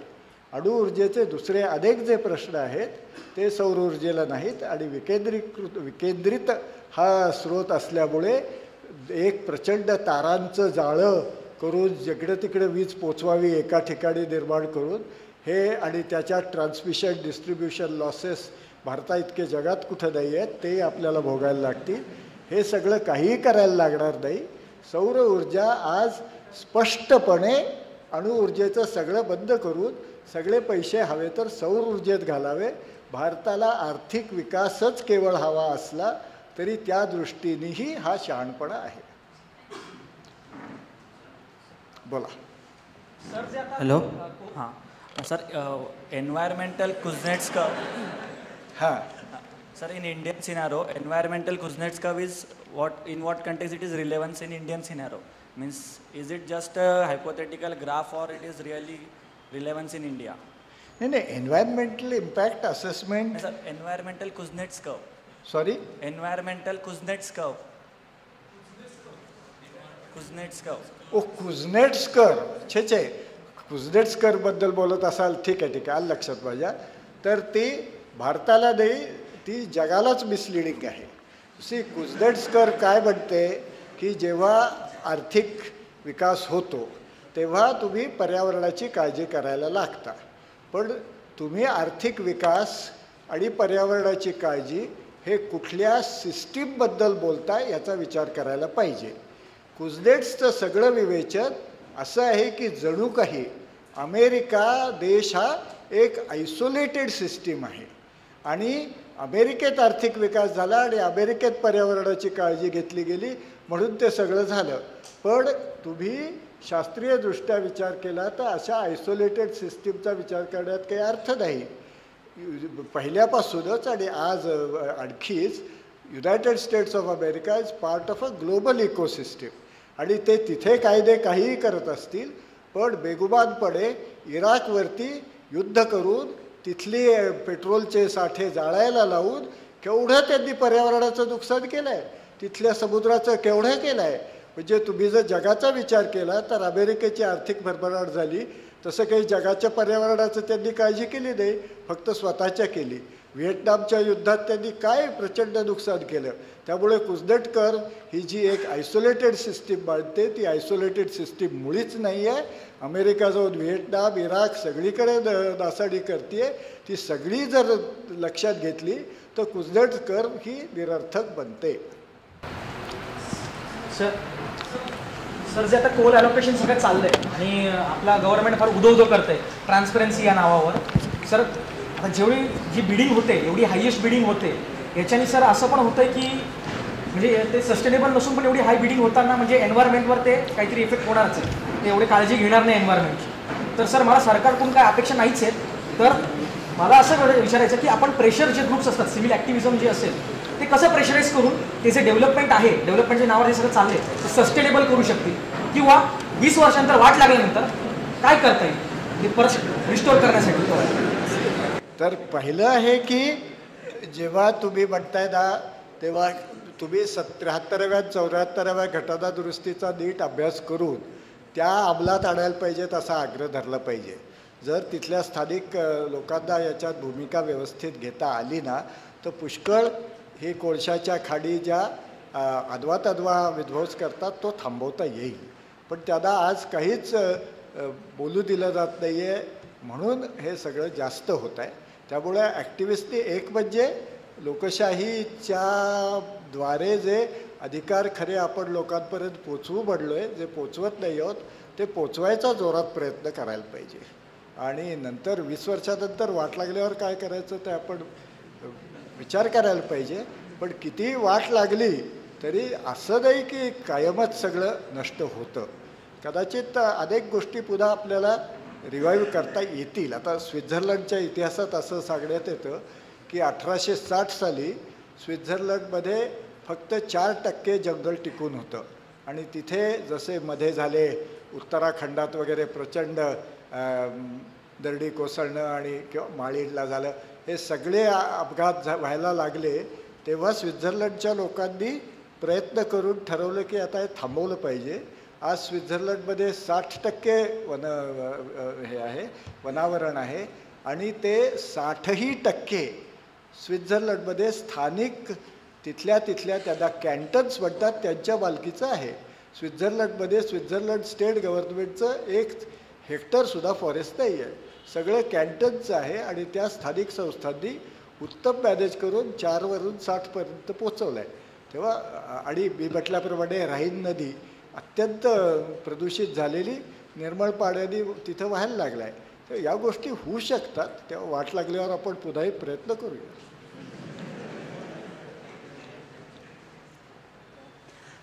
So there was a committee instituted by the new central government recently under T.S.R. Subramaniam for reviewing the environmental laws. There was a committee instituted recently by the new central government to review all the environmental laws under T.S.R. Subramaniam, and they came out with some recommendations. Specifically, there was one about asking the corporations themselves, the corporates, to look at them in good faith and ask them to submit an affidavit instead of doing environmental impact assessments. And there was one of creating an overarching body for all single window clearances for environment, any clearance. So I just want your comments on those. And if I can slip in one more question. In the beginning, you spoke about the Indian traditions being very much in sync with the ecology. But over the years, we've seen some traditions have remained, but the non-tribals and the more affluent have trouble understanding global warming, climate change, and say use of plastic also. So why is that break there in our view of the environment and nature? Okay. Firstly, this T.R. Subramaniam committee, I think most of those recommendations are probably actually unconstitutional also, but we have many lawyers and they should examine. Because after all, we have given very clear powers to local self-government under 73rd, 74th Amendment. To override all these probably is unconstitutional, but as I said, I am not a legal expert. In general, I think those overall recommendations are probably going to be very regressive if accepted. As to, of course, the culture and the changes, yes, of course, the cultures keep on changing, and as I said, in the society there are many different currents of thought, and certainly people have come more and more under the influence of the Western philosophy of continually wanting to consume more and more. And in a sense, it is very natural also, because the advertisement agency and the media, they have such a power. Just one small statistics. Hindustan Liver, which produces, to my mind, this most wonderful and most obnoxious product called Fair and Lovely cream. That spends more money on advertising than on manufacture of that Fair and Lovely cream. And they persuade people, whereas in India, I am a biologist and all the biology tells me that dark skin is the right color for Indians.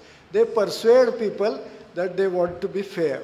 So, you know, this whole advertising, just a side remark, in Mahabharata, do you know who is considered the most beautiful woman? It is Draupadi.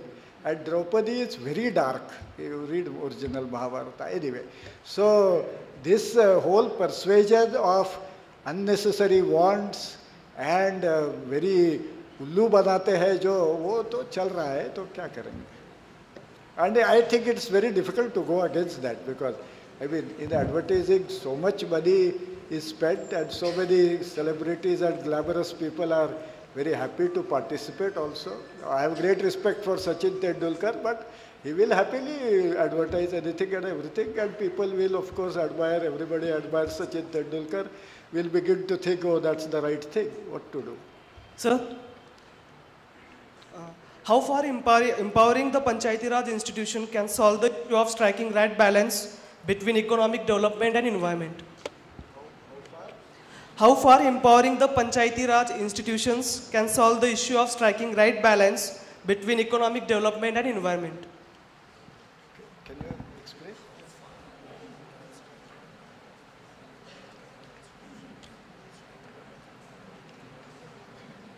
Okay. No, I mean, we do not know exactly what is the right balance, but as I said, I am convinced that the more you decentralize, the more people you involve in decision making, the better decisions you will arrive at. And certainly human beings' interests are in maintaining a high quality environment. So Panchayati Raj institutions getting more and more power and becoming more and more accountable. Namaste, sir. I would like to know what should be the immediate steps to be taken by the government for eco-friendly and ecological governance and for sustainable development. Fine, to stop flouting all laws which we have ourselves passed, to implement honestly and with genuine intent laws such as the decentralization, devolution of powers under 73rd, 74th Amendment, the Panchayat Raj Extension to Scheduled Areas Act, the Biological Diversity Act, the Protected Plant Varieties and Farmers' Right Act, and the Forest Right Act, and of course the Environmental Protection Act. So we have a whole set of very good legislation. Only problem is that it is all being trampled underfoot. The government should immediately stop trampling under these things underfoot and honestly implement them. Sir, एक प्रश्न विचारतो. बोला. Sir, मला असा प्रश्न विचारायचा आहे की आपण खूप महत्त्वाचा वेळ देऊन गाडगीळ अहवाल तयार केला वेस्टर्न घाटचा अभ्यास करून. म्हणजे आपण आयुष्याचाच वेळ दिला आहे. खरं म्हणजे सगळ्यांतर्फे तुम्हाला सॅल्यूट करायला पाहिजे, इतका चांगला अहवाल तुम्ही दिला. पण सर, आता अत्यंत अपमानास्पद पद्धतीने शासनाने तो बाजूला ठेवला, त्याची तोडफोड केली आणि कस्तुरीरंगन अहवाल जो आहे तो आपल्या मर्जीनुसार करण्यासाठी सांगण्यात आला. आम्ही सातत्याने हा प्रयत्न करतो आहे की न्यायालयाचा आणि कायद्याचा सकारात्मक वापर करणारे लोक असले पाहिजे आणि ताकदीने आपण न्यायालयाचा वापर केला पाहिजे. मला तुम्हाला हा प्रश्न विचारायचा आहे की डॉक्टर माधव गाडगीळ म्हणून तुम्ही तुमच्या अहवालाबद्दलची काहीच कारवाई सरकार करत नसल्याबद्दल एखादी केस कराल का? नाही सुदैवाने आजवर मी कोर्टाची पायरी चढायला मला लागली नाही आहे आणि यापुढे चढायची माझी इच्छा नाही आहे. मी का केस करावी?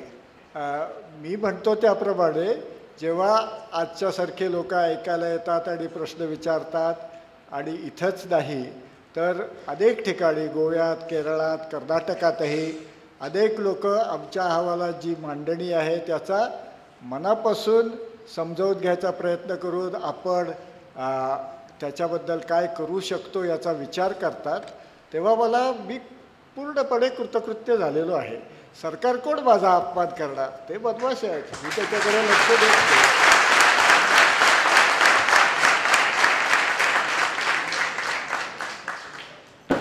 गंगा नदीवर हजारो कोटी रुपये खर्च केलेले आहे, तर गंगा नदीच एक भारतामध्ये अशी प्रदूषित आहे का?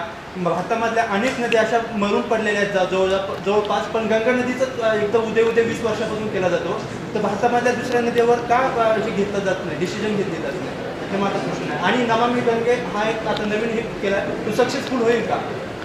नाही, आता गंगा नदीचं मला थोडीशी माहिती आहे, कारण पाटण्याला एक माझे मित्र आहेत जे गंगा नदीवरती काम करतात. त्यांच्याबरोबर मी मुद्दाम काही वेळ गंगा नदीवर ते ज्या तिथल्या स्थानिक मच्छीमार बरोबर काम करतात त्यांच्याबरोबर बोटीतनं हिंडून समजावून घ्यायचा प्रयत्न केला. आम्ही गंगा नदीच्या काठी तंबू ठोकून राहिलो. तर तो गंगा नदीचा आत्तापर्यंत जो प्रकल्प झालेला आहे तो पूर्णपणे अयशस्वी झालेला आहे. खूप त्यांनी वेगवेगळे ट्रीटमेंट प्लांट्स बनवलेले आहेत, पण त्यांना वीज प्रचंड प्रमाणात लागते. चुकीच्या पद्धतीची केंद्रीकृत तंत्र त्यांनी वापरलेलं आहे.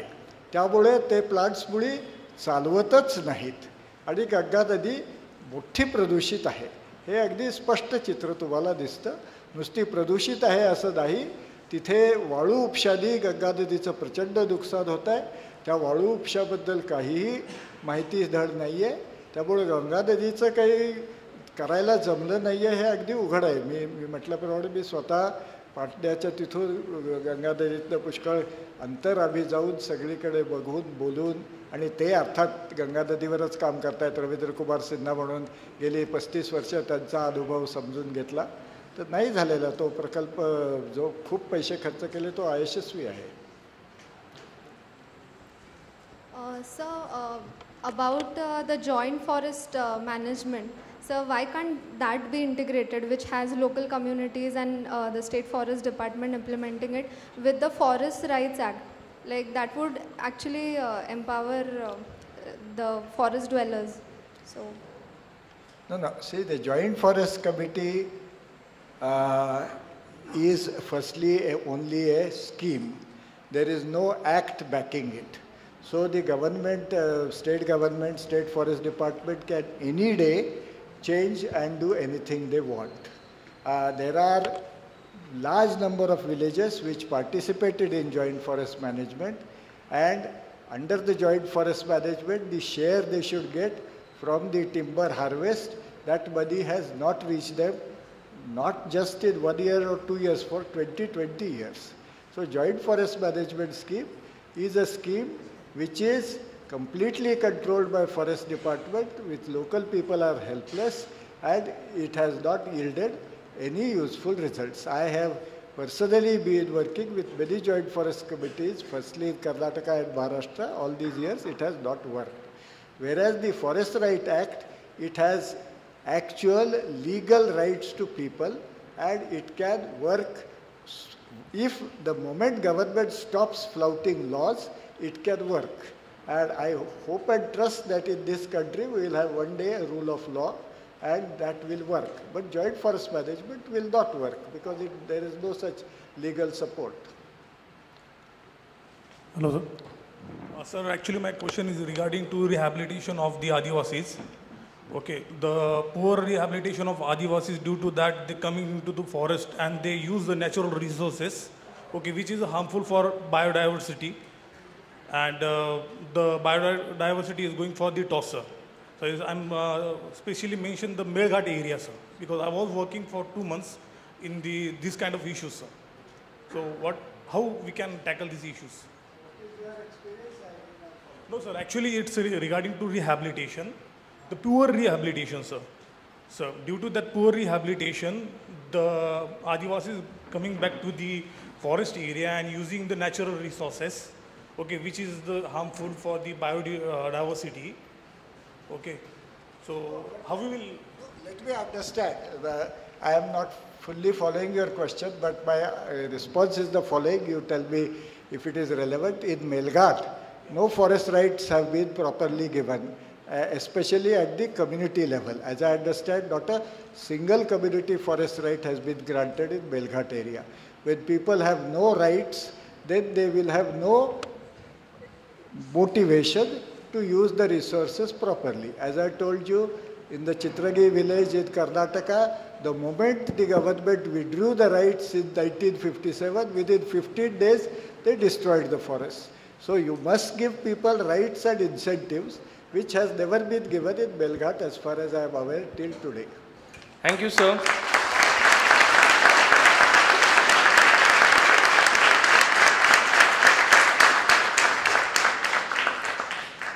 Thanks a lot. We come to the close of this, what promises to be the first part of a series regarding issues about governance in contemporary India. So these 9 days, these 8 days that we have been sitting over here in this hall and listening to different people talk about different aspects of governance now comes to a close. There would be subsequently one more which would be planned by taking into consideration the issues which have been flagged out over here and the other issues which need to be addressed. Thanks a lot to all of you for having come over here and made this the sort of success that it was. There was a lot of unevenness as far as our lectures were concerned right from last Monday to today. Some of them were delivered by experts, some of them were delivered by people who are actually working in government. So there definitely was, and one can definitely perceive it at the end of the audience, that not everything happened at a certain level. There was a lot of unevenness, and that exactly was what we had planned for. We don't want to address this issue from just one perspective. We believe that it is something that is multi-perspectival. There are a number of issues which are involved in it. Right from its genesis to the present, we need to understand as to how exactly has this whole idea evolved. And especially on the backdrop of the May 2014 elections, that was our starting point for going in for this series. Like, if you say that there's something that is called as lack of governance, absence of governance, बहुत आम शब्द हो चुका है, बहुत सारे लोग इसका इस्तेमाल करते हैं कि गवर्नेंस है, गवर्नेंस नहीं है. बहुत कम लोग इस बात की एक तरह से तफसील में जानकारी रखते हैं कि एग्जैक्टली इसके मायने क्या है. And that's exactly, if you have listened intently to all the sessions that had happened here, you would understand that it means something, and at the same time, it possibly does not mean anything. So there is a certain meaning which it definitely has, but it has a meaning in a certain context for individuals, for institutions who are working it out. And if you try to like abstractize it, if you try to like idealize it at a larger level, you would realize there's not much to it. So वो है भी और वो नहीं भी है. तो उसका जो होना है उसको एक तरह से पिन पॉइंट करना है, उसको एक तरह से कॉन्टेक्चुअलाइज करना है, और यही इस पूरी सीरीज के पीछे का हमारा उद्देश्य भी था.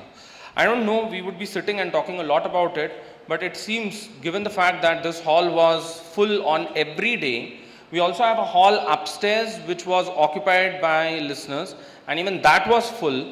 Sort of लगता है कि कुछ तो हुआ, तो इतनी भी हमको चिंता नहीं करने की ज़रूरत है कि शायद कुछ नहीं हुआ. The very fact that people kept on coming every day and packed up both the halls, it definitely means that there was something which happened. And we promise you that there would be a lot which would happen even in the subsequent series. So with that, I bring this to a close as far as this series is concerned, and I would invite you for the next round. Whenever we would plan it, we would inform people about it, and we would do it exactly in the same way as we were doing it now. So grassroots activists, administrators, researchers and academics, practically the whole plethora of it is what we want to hear from. And let's try making meaning out of what exactly does governance mean and what exactly is it that is relevant about it in the contemporary context in India. To Dr. Gadgil, I don't know, heartfelt gratitude for having had expressed practically a whole life's experience in something like 1.5 hours, and especially well integrated this whole notion that because as of now we have been presented with a dichotomy which says you're going to have this or you're going to have that. या तो ये मिलेगा या ये मिलेगा, या तो आपका इकोलॉजिकल डेवलपमेंट होगा या फिर आपका इकोनॉमिक डेवलपमेंट होगा. पर as Dr. Gadgil mentioned it right and well, the two things complement, they are not exclusionary, and there's no reason why they should be exclusionary. The two things definitely complement.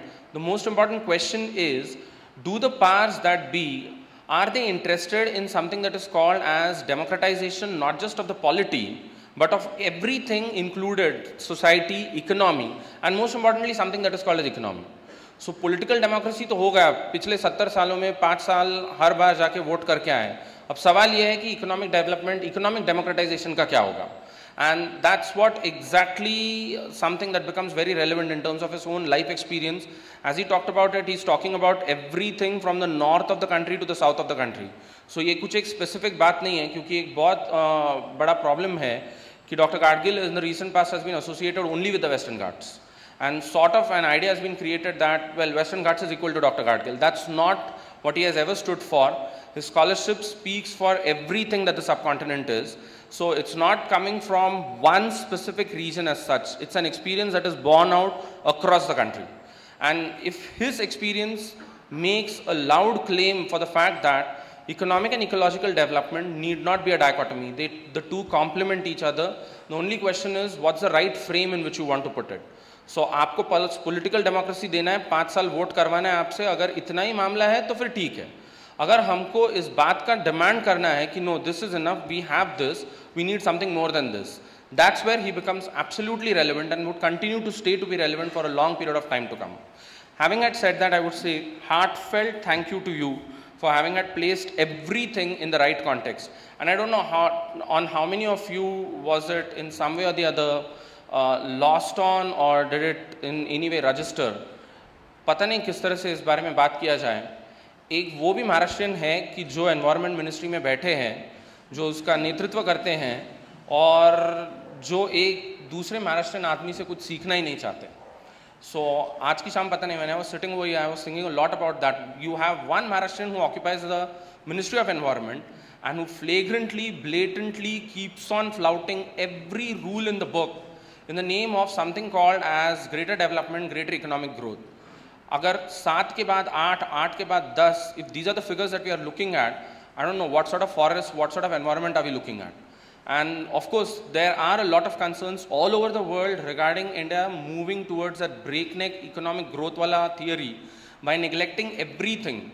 If the environment gets neglected, the one takeoff from this session today is there is no reason to believe that the people would be protected. अगर environment decline होगा, अगर environment neglect होगा, तो even the people would be neglected. So we need to be raising the right sort of questions regarding this growth model which has been proposed to us since May 2014. And I hope that's exactly what would happen at the end of the day. One small announcement which I've got to make, with which I would wind up all of this, and this would be in Marathi, because it has been put in front of me in Marathi. हाँ मतलब परिवर्तनचा वाटसरू या पाक्षिकाची website ज्यामुळे आपणा सर्वांना unique पब्लिकेशनची सर्व पुस्तके online खरेदी करता येणार आहेत, ही आजपासून इनॉग्रेट झालेली आहे, is what the declaration is all about. Vatsaru आणि युनिक बुलेटिन यांचे वर्गणीदार आपल्याला होता येईल. त्याचप्रमाणे वाटसरूचे hard copy, soft copy, hard plus soft copy बुलेटिनचे सदस्यही आपल्याला होता येणार आहेत. तसेच आर्काइव्हजमधून 3 महिन्यासाठी सदस्यत्वाची देखील व्यवस्था करण्यात आलेली आहे, ज्याद्वारे आपल्याला दिलेल्या रेकॉर्डनुसार 2010 ते 2014 मधील कोणत्याही लेखांचे वाचन करता येईल. प्रत्येक अंकातील काही लेख विनामूल्य उपलब्ध करून दिले जातील. So it has started off from today. Please take a look at it and do let us know your feedback regarding the same. This is about the website. About the lecture series, we'll get back to you with the second round. Whenever it would be planned, it would definitely be informed to you. Thanks a lot to everybody in the audience who had made this a success for all these days. Special thanks to Mr. Asim Sarode for having had come in and having had made this session very meaningful by his very presence and the question which was raised. It really seriously needs a thought. He is modest enough, he is not going to go to court, but we need to explore the possibility that is there some other way by which the courts can be approached for the same. Thank you. Good night. Thanks a lot.